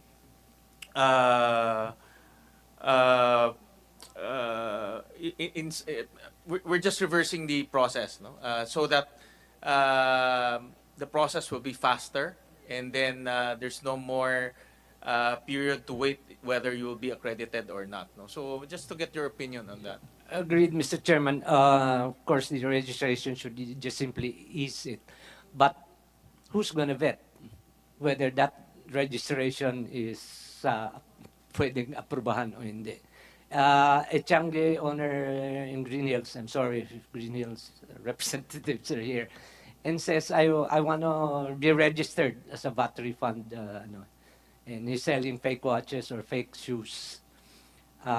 Will the government agency be able to vet and say, pwede yan hindi pwede? So, depends on the registration process, I guess. There has to be a vetting. That's exactly why we want it to register. So we give only the benefit to those who are really helping in collecting VAT revenue and helping the government earn revenues. So there may, I'm sorry, but there are retailers that are scrupulous, that do not have that kind of reputation. So registration may not be enough. There has to be a vetting entity, whether it's the government or with the support of the private sector. Pwede rin. But I'm just thinking making it easier for. So I was going to also ask about indigenous products and local products. No? And for example, most local products will be mom and pop shops. No? And we were thinking of making it easier for them to join in the VAT refund program. No? Making it less um, tedious for them, no? So that if I'm a mom and pop shop, no, selling indigenous goods, I will just register with the DOT or the DOF, no, depending on how this goes, and then I'm already I can already participate in the VAT refund process. So I have two questions, Mr. Claudio. Number one is, how do we further promote local products? Because I really want to uh, give special attention to local products. No? Of course, the name brands like store specialist brands will be there. They're global brands, but I can see also good opportunity to promote local products. No? I know store specialist also promotes local products, no? But there are also mom and pop stores that we need to accommodate and help them join in the bandwagon of this VAT refund scheme. We support that, Mr. Chairman, very, very wholehearted. There's only one rule. You should be able to show it at the airport. So kung kinain mo na at food, there's no way to prove that you bought it and you paid VAT on it. That's not allowed. Hindi pwede yung ship, airplanes, big items, or any item that's shipped by freight, because we don't know whether somebody just wants to take advantage of our VAT refund, pero it's actually for commercial consumption. But other than that rule, any Philippine product could be VAT refunded for so long as you can show it at your exit. Kasi we will never know whether that item was bought by a local and he asked a tourist, ibili mo naman ako, pero para sa akin yan. So we deprive the government of the proper revenues naman. So I guess that can be addressed in the IRR, Mr. Chairman. Yes, but we do support. Wala na dapat, even if mga indigenous products, cottage industries, MSMEs, for so long as they bought in the Philippines, the minimum may be an issue here. Kasi nga, that will have to be taken into consideration. But otherwise, any Philippine-made product should also be VAT refundable. Other jurisdiction, I saw food is not part of the VAT refund. Yes, exactly, Mr. Chairman, kasi there's no way to determine whether you really bought it and a VAT was paid for it. So if I bought dried mangoes and said, I bought it, I paid so much, so give me a refund. Pero when I asked to show it, nakain na pala. Or we don't know kung binili talaga o kinain. Ano. So that's the simple rule on the VAT refund. Unless you can show it at your exit, you may have given that benefit to a local, which is a fraud, or you never really did pay VAT, but you're claiming for a VAT refund. Important is the exit point. I think in many jurisdictions, there are two steps. No, you go to the customs, you show the goods, and then you show the receipts, and then you go to the third party to get your refund. No, I think Correct. there's a two-step process. I think in Singapore now it's one step. I think the customs and the refunder or the third party is in one area. I remember that. No, I was recently in Singapore. That's why I remember. No? That's no longer a problem, Mr. Chairman. Our concern there is the law specifies the foreigner has 60 days to bring out the items as part of the requirement. However, the DOT has also a rule that a tourist can stay 90 days.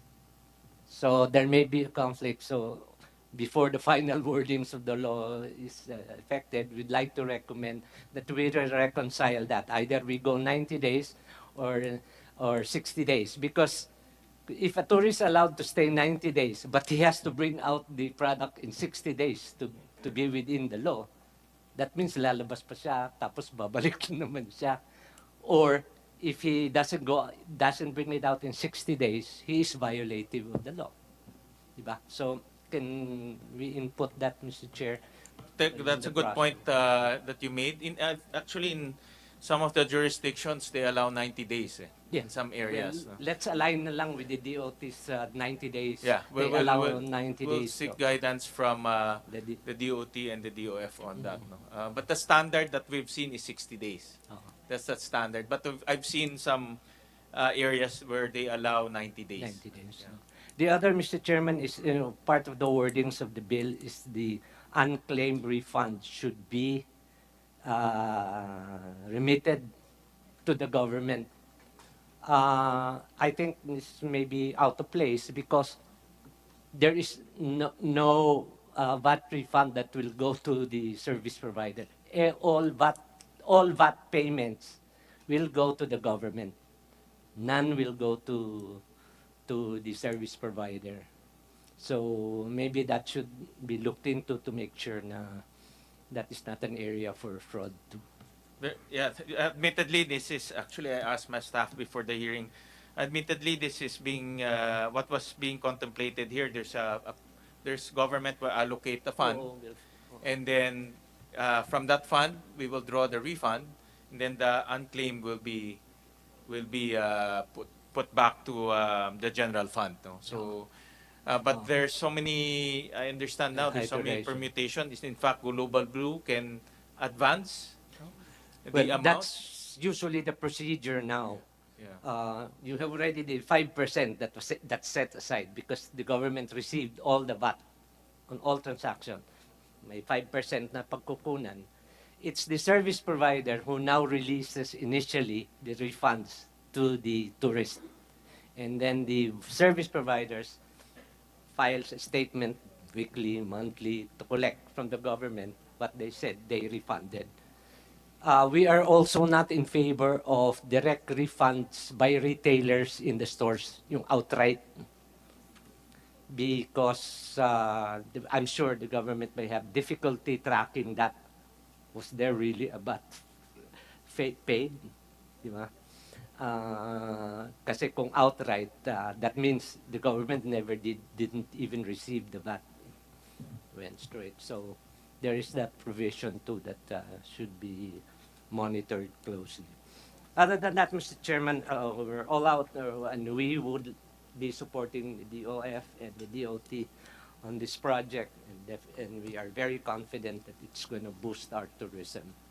We are already starting to get inquiries from our other retail association in the region, and we're sharing information on how we can benefit from this. And it's not just the marketing part of it that we should be concerned.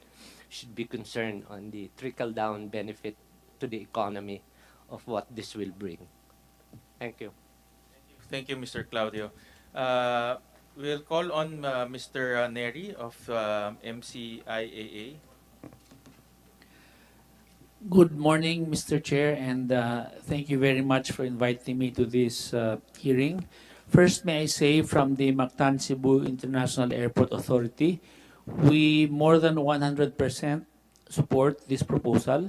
We think it is about time, and we think it will make our country more competitive with regards to getting more tourists. From the airport's point of view, of course, the most critical thing is the customer experience. So for as long as we are using all of the most modern technology, as the chair has mentioned, I've also been in Israel this year and Dubai. Likewise, a two-step process, very easy. There's a list of items which you need to show, mostly jewelry. Other items, there's no need to show them. No? So you go to the first checkpoint, you get partial refund, then you show the other items to get the rest of your refund. No? So as long as the process is similar, it should not be a problem because there will be enough space, at least in our airport, to put all the facilities in place. No? Listening to the rest of the discussion, I have other also inputs I would like to share. Firstly, with regards to the registration and or accreditation process, I agree with the chair that it has got to be seamless and not take too much time. Having said that, it should also be an opportunity to encourage the retailers, especially of our local industries, to level up their services. No, we are always a lot of tourists, go to certain tourist places, and they experience getting fooled, di ba? They bought something else was given, the quantity is less, it's broken or something, and there's no way to return it. No? So with the accreditation process, hopefully it will minimize the effects, no, of these negative effects, which would give our country a bad name. Also, I think with regards to encouraging the small cottage industries to participate in the VAT refund process, one solution could be for some areas, you put all of these small industries in one changi, and the whole changi becomes the place which is accredited. So there's some form of control, no, and some form of standard that is set. Also, in my mind, I would just humbly suggest that maybe we can also study the minimum amount because right now we're pegging it at 3,000 pesos.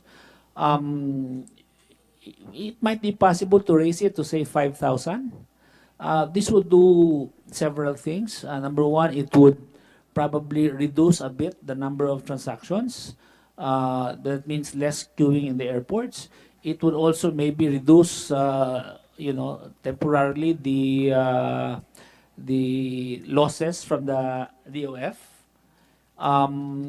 And also it would really encourage people because a lot of tourists when they come here and they buy items relatively cheap, they buy in bulk. So it will encourage more bulk buying. So maybe we can start with that, and if it does not work, we can always reduce the amount in the future. If it will just be in the IRR. So just my humble suggestions, Mr. Chair. Thank you.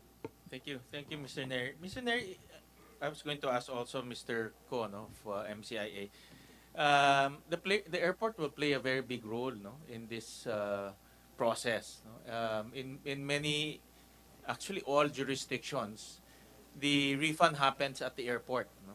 And Yes, sir. I would like to get your opinion whether our airports are ready, they have the space.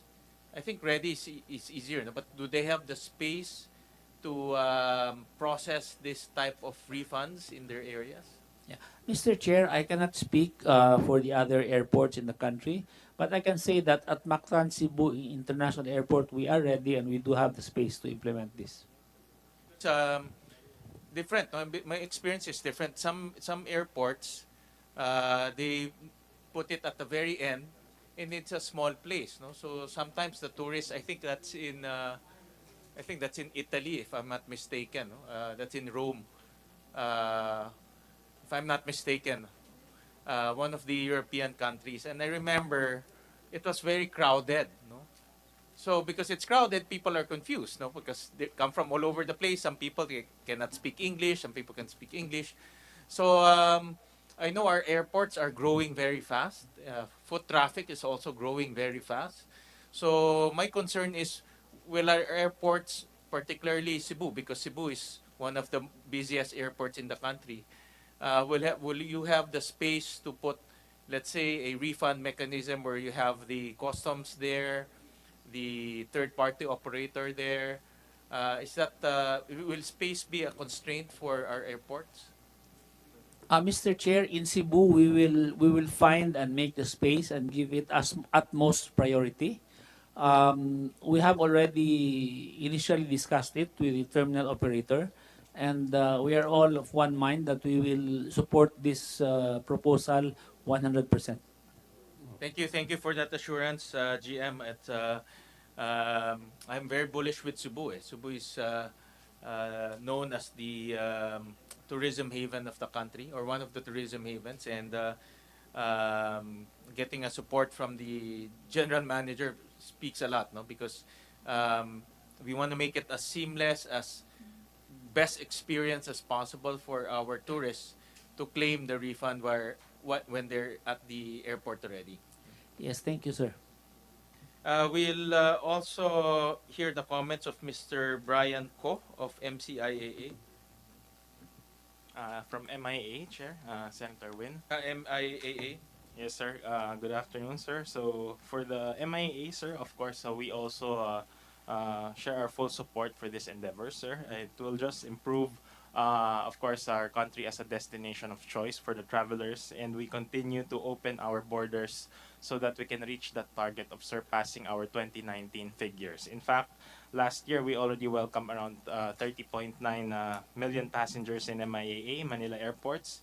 This year, we are projecting to end at 43 million, and by next year, sir, we project that we will already surpass the 2019 figure of 47 million passengers processed in our NAIA terminals. So in terms of the projections of the different agencies, we are aligned, sir, in terms of achieving that return to pre-pandemic levels by next year, and we are actually excited to have these kinds of programs to further enhance our capacity to attract more foreigners and tourists into the country.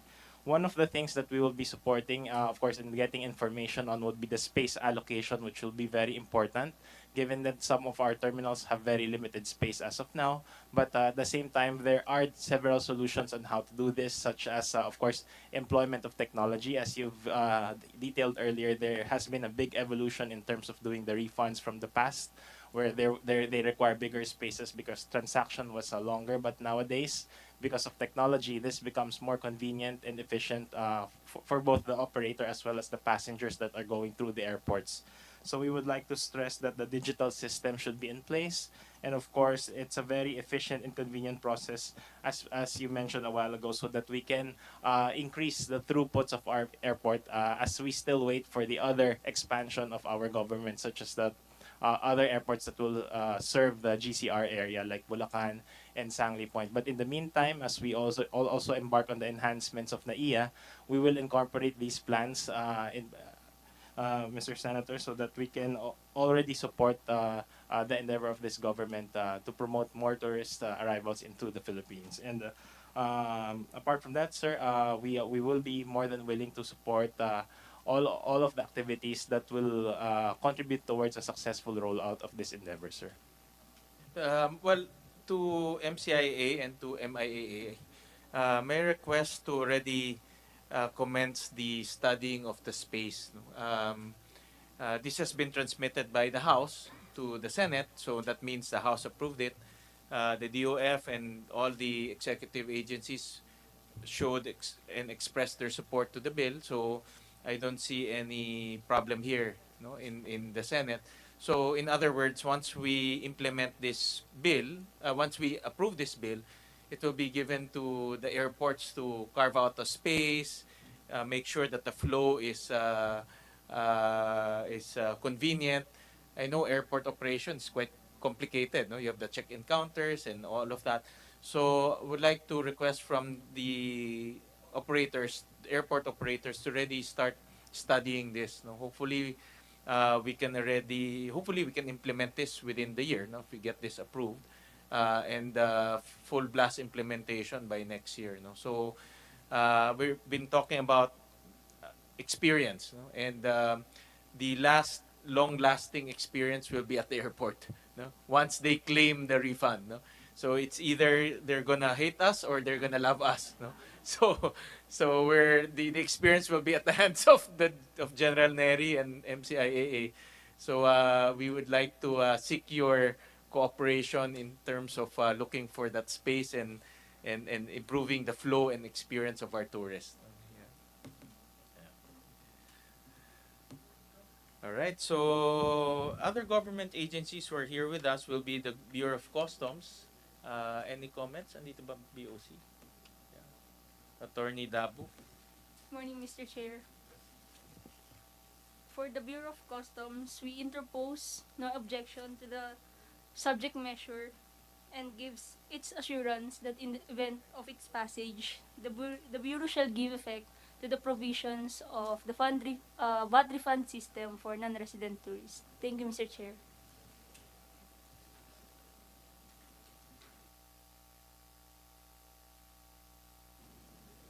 Mr. Chair. Yes, go ahead, Mr. May I? Claudio. Yes, go ahead just po. forgot one important item which I think should be presented to this hearing today. We need to redefine who is a tourist. The original definition as specified in the Senate bill specified here is for foreign passports holders. We are concerned that we may be depriving OCWs, Filipino expats abroad working, and even balikbayan who are no longer, who are still holding Philippine passports. So sayang naman yun. OCW, if he wants to come and wants to bring gifts to her family, pwede niya niyang bilhin dito and take avail of the VAT instead of buying it in Dubai or other Middle Eastern countries or European countries where they came from. So let's give them the benefit too. Now, by defining a tourist as a foreign passport holder, mawawala sila sa scene. So I'd like to present this to the committee to, if we can review the definition so that we can include OCWs, Filipino expats, balikbayans who are still holding Philippine passports. Kasi parang dito sa definition na foreign passport, basta Philippine passport holder ka, hindi ka pwede. Which I think we are not giving respect naman to our Filipino expats who are still holding Philippine passports but are no longer residents of the Philippines. Thank you for that. In fact, we had an internal discussion about that, no? OFWs, OCWs, expats, no? Who come here, take a vacation for a short time and go back. Although we need to study this very carefully, because there might be loopholes, no? For example, how do we control an OFW buying a lot of goods and then at the airport claiming for those goods, but we don't know if they will actually leave the country or not, no? So that's one. I'm not saying no, but I'm just saying we're just brainstorming internally how do we put measures, no? A foreign tourist will, the probability of a foreign tourist leaving is close to about 90%, no? But of course the OFWs will have families here, and they'll be encouraged to buy more for their families. But how do we assure whether those goods being bought will be brought back or will be shipped out of the country? No, that's one of the things that we have to The think number about. one rule applies, Mr. Chairman. Kailangan ilabas nila. Yes. So if they want to exercise the VAT refund, do it on their way out, Yes. not on their way in. In some jurisdictions, I noticed they practice honesty system, or they practice random inspection, no? In honesty system, baka might be complicated for us to implement. The random inspection, I've seen that in some areas, no? They don't. I think in Singapore they practice. Correct me if I'm wrong, Mr. Gavin, but I think in Singapore they practice random inspection, because I was inspected, my girlfriend was not inspected, so I don't know why. No? But so I think they practice some form of random inspection. So my point there is, if it's an OFW, no, we don't know if that OFW will be inspected or not, no, and the probability of OFW buying for other people is also quite high, no? So we need to think about that. I'm not saying no, but we need to make sure that it will not be abused by unscrupulous people, no? Ms. Belen, are you raising your hands or, you know? Yes, Mr. Neri. Yeah, Jan. Mr. Chair, I think it's a matter of pick your poison. You know, there's always people who will try to get around the rules. A possible way, and if we implement things very strictly and ask everyone to show everything, you'll have lines that are very long. So a possible way to maybe mitigate a little bit is to have one line for Filipino passport holders, another line for foreign passport holders. It might be, you know, some people will still no matter what the people will complain, but we have to find a way to minimize the lines at least for the real tourists, because we want to give them a good experience. So we have to discuss, pero talagang pick your poison, or we just let go the small quantities. No, but really look at the big ones. You have to show everything. So we have to find the correct balance. That's just my opinion, Mr. Chair. Yeah, I'm not the man closing the doors on that, no. We just need to study it very carefully. We need to also study whether the other jurisdictions allow or if foreign worker, their own citizens who are expats, no, who are working abroad to claim VAT refund. I have not come across that in our research, but if you have any information regarding expats allowed to do refunds, we can study that carefully. No? Of course, the other experience will be customs. In many, not many, in all jurisdictions, you have to go through customs. No? What I noticed lang is some practice honesty. They ask you lang, where is the items in your luggage, and they let you go. Some practice random checking. No? So that's something that we need to study here in our country. But I want to ask customs, what do they envision? Do we do random inspection? Do we inspect everything? Of course, if we inspect everything, that will create a lot of bottlenecks, no? And the waiting time will be longer. But what's your suggestion in terms of implementing this VAT refund system? For Mr. Chair, for purposes of determining the proper classification and valuation of the products that the tourists uh, will bring outside of the Philippines, um, it is for the inspection, though it might create long lines. Envision individual inspection or random inspection or honesty system? What do you what do you suggest?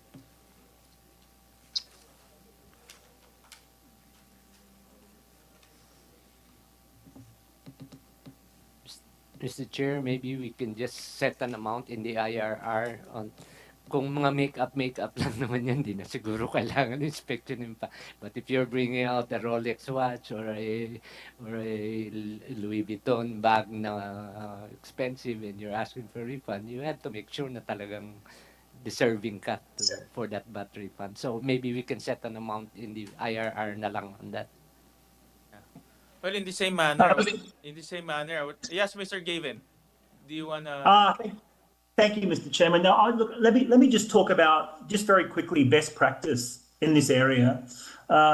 Firstly, we don't believe that a good system is a system which relies on random inspection. We believe a good system is one which has a proper validation system which contains a risk engine. So if I look at Singapore is not randomly selecting which transactions to inspect. Every single transaction is assessed through the risk engine. And as I said, there can be multiple criteria to then determine which transaction is low risk and which transaction is high risk, which then warrants physical inspection. To give you some figures, in general, we would probably, through a risk engine, physically inspect 10% of transactions, with 90% of transactions not being inspected, in other words, being viewed as low risk. Now, the risk engine can be calibrated to change those percentages, of course, such that you could inspect a lot more transactions because you deem them as high risk. And that's the beauty of a well-tuned validation risk assessment engine. It certainly takes away the risk of purely random, because things will leak through the cracks if it's random. You want every transaction to be assessed, but it's making sure you have that risk engine configured such as it's only high risk that you are identifying. And we work a lot now with customs in helping guide them about what we're seeing in other countries and how those risk parameters should be configured. But as I mentioned earlier, it's always customs who control what that risk engine, how it should be set up and what it wants to identify. So coming to your question about OFWs, for example, there you can ensure that you validate the transaction on airside, which means that obviously the Filipino passport holder is clearly leaving the country because they've already gone through immigration and they are on airside, so you are sure they are leaving the country. And then ensuring that they have the goods with them. Again, we can look at the profile of the traveller through the system about where they purchase the goods from, because the system is connected to the merchant.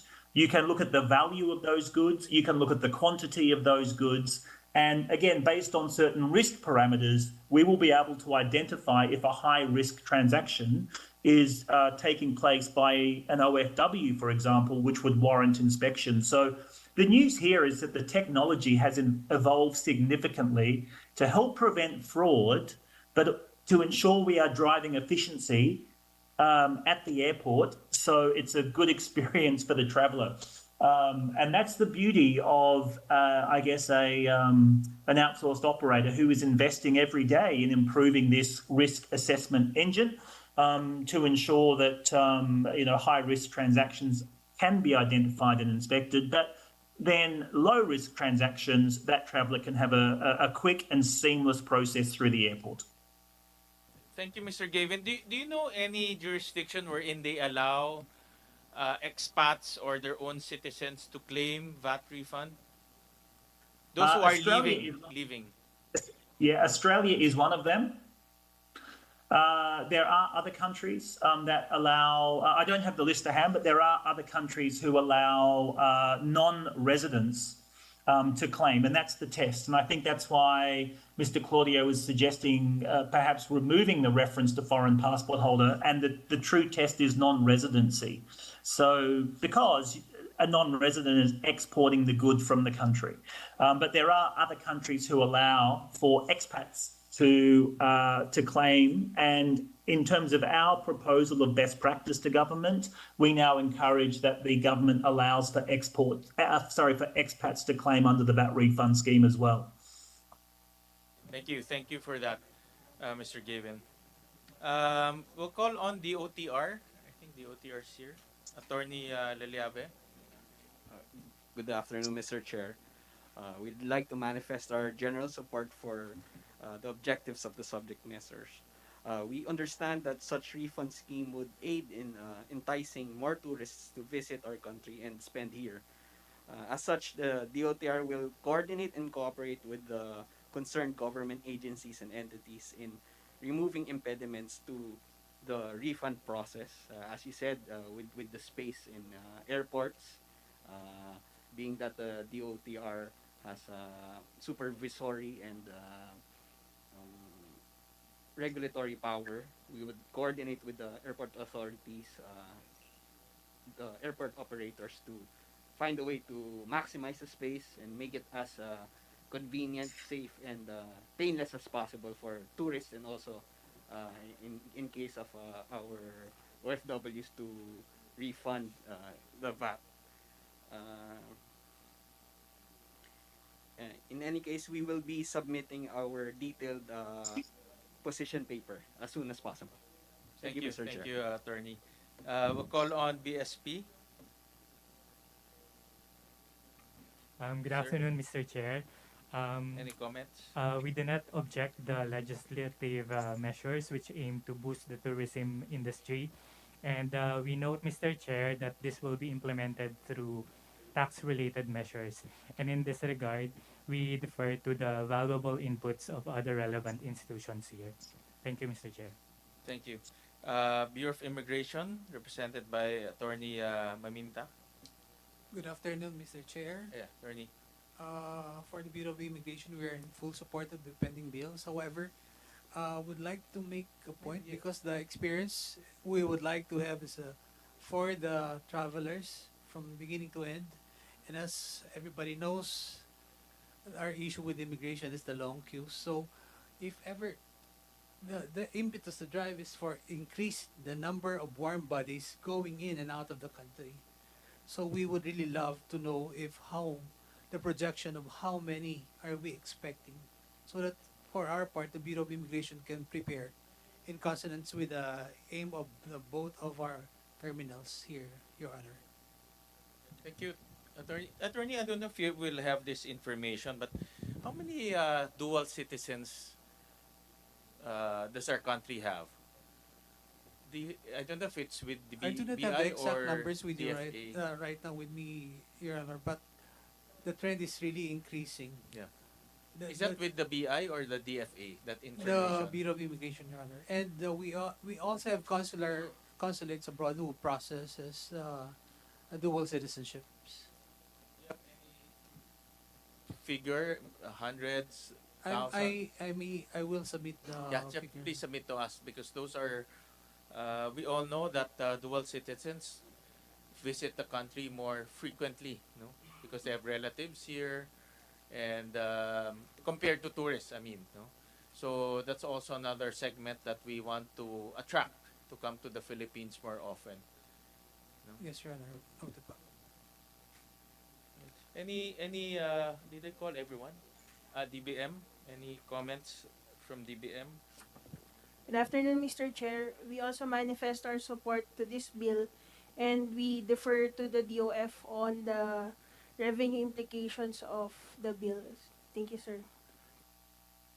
Right. Any comments from the body? If you have any more last comments, Yusek Napao, Yusek Rose.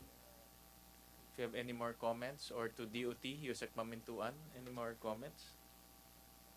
Kung meron kayong mga last comments that you want to share, or to Assistant Commissioner Belen, any more from the BIR? Yes, Mr. Chair. We just would like to include the Department of Tourism in Section 2 on the implementing rules so that we can be in consultation with them when we provide the IRR for this. And maybe the OTR because, as I heard, they have the regulatory power over the airports. Yes. Oh, yeah. We'll include that in the crafting of the IRR. Right. Okay. Any more Any more comments po? Hearing none, please submit to us your position paper, especially from DOT. We need projections on how this bill can help drive the growth of our tourism sector, especially that we want to bring it back to pre-pandemic levels. Admittedly, we're still quite far off. Hopefully, we can hit it within the year. But if not, this is another tool that can drive our tourism sector back on its feet.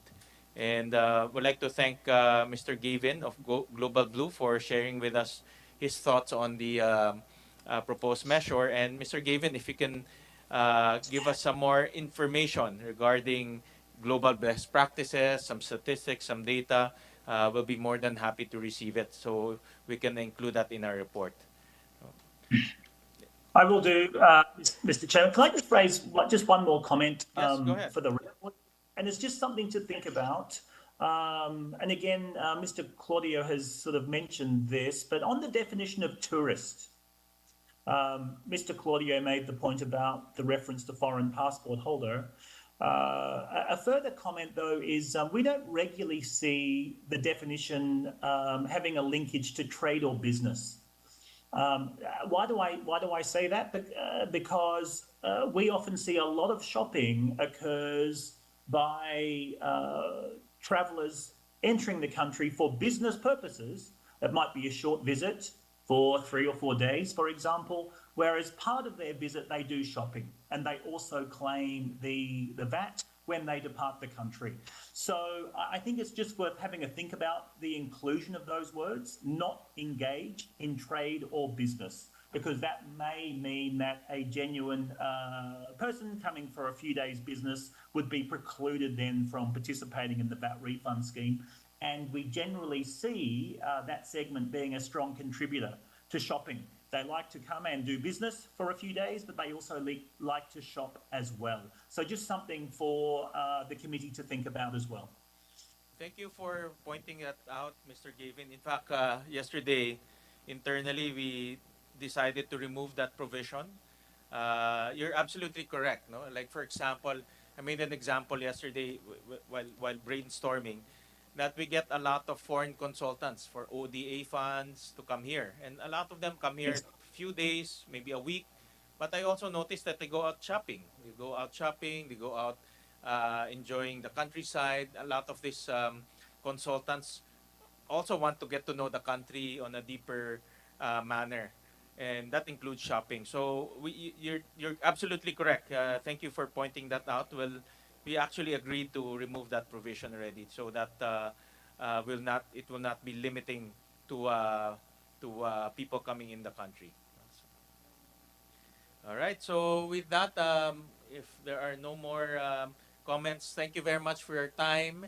We'll go into a technical working group next week. We'll inform you of the date and time.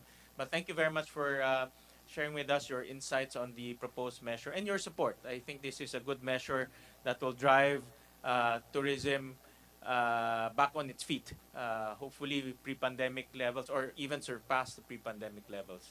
And please submit to us your position paper, especially data, no, so we can study it carefully.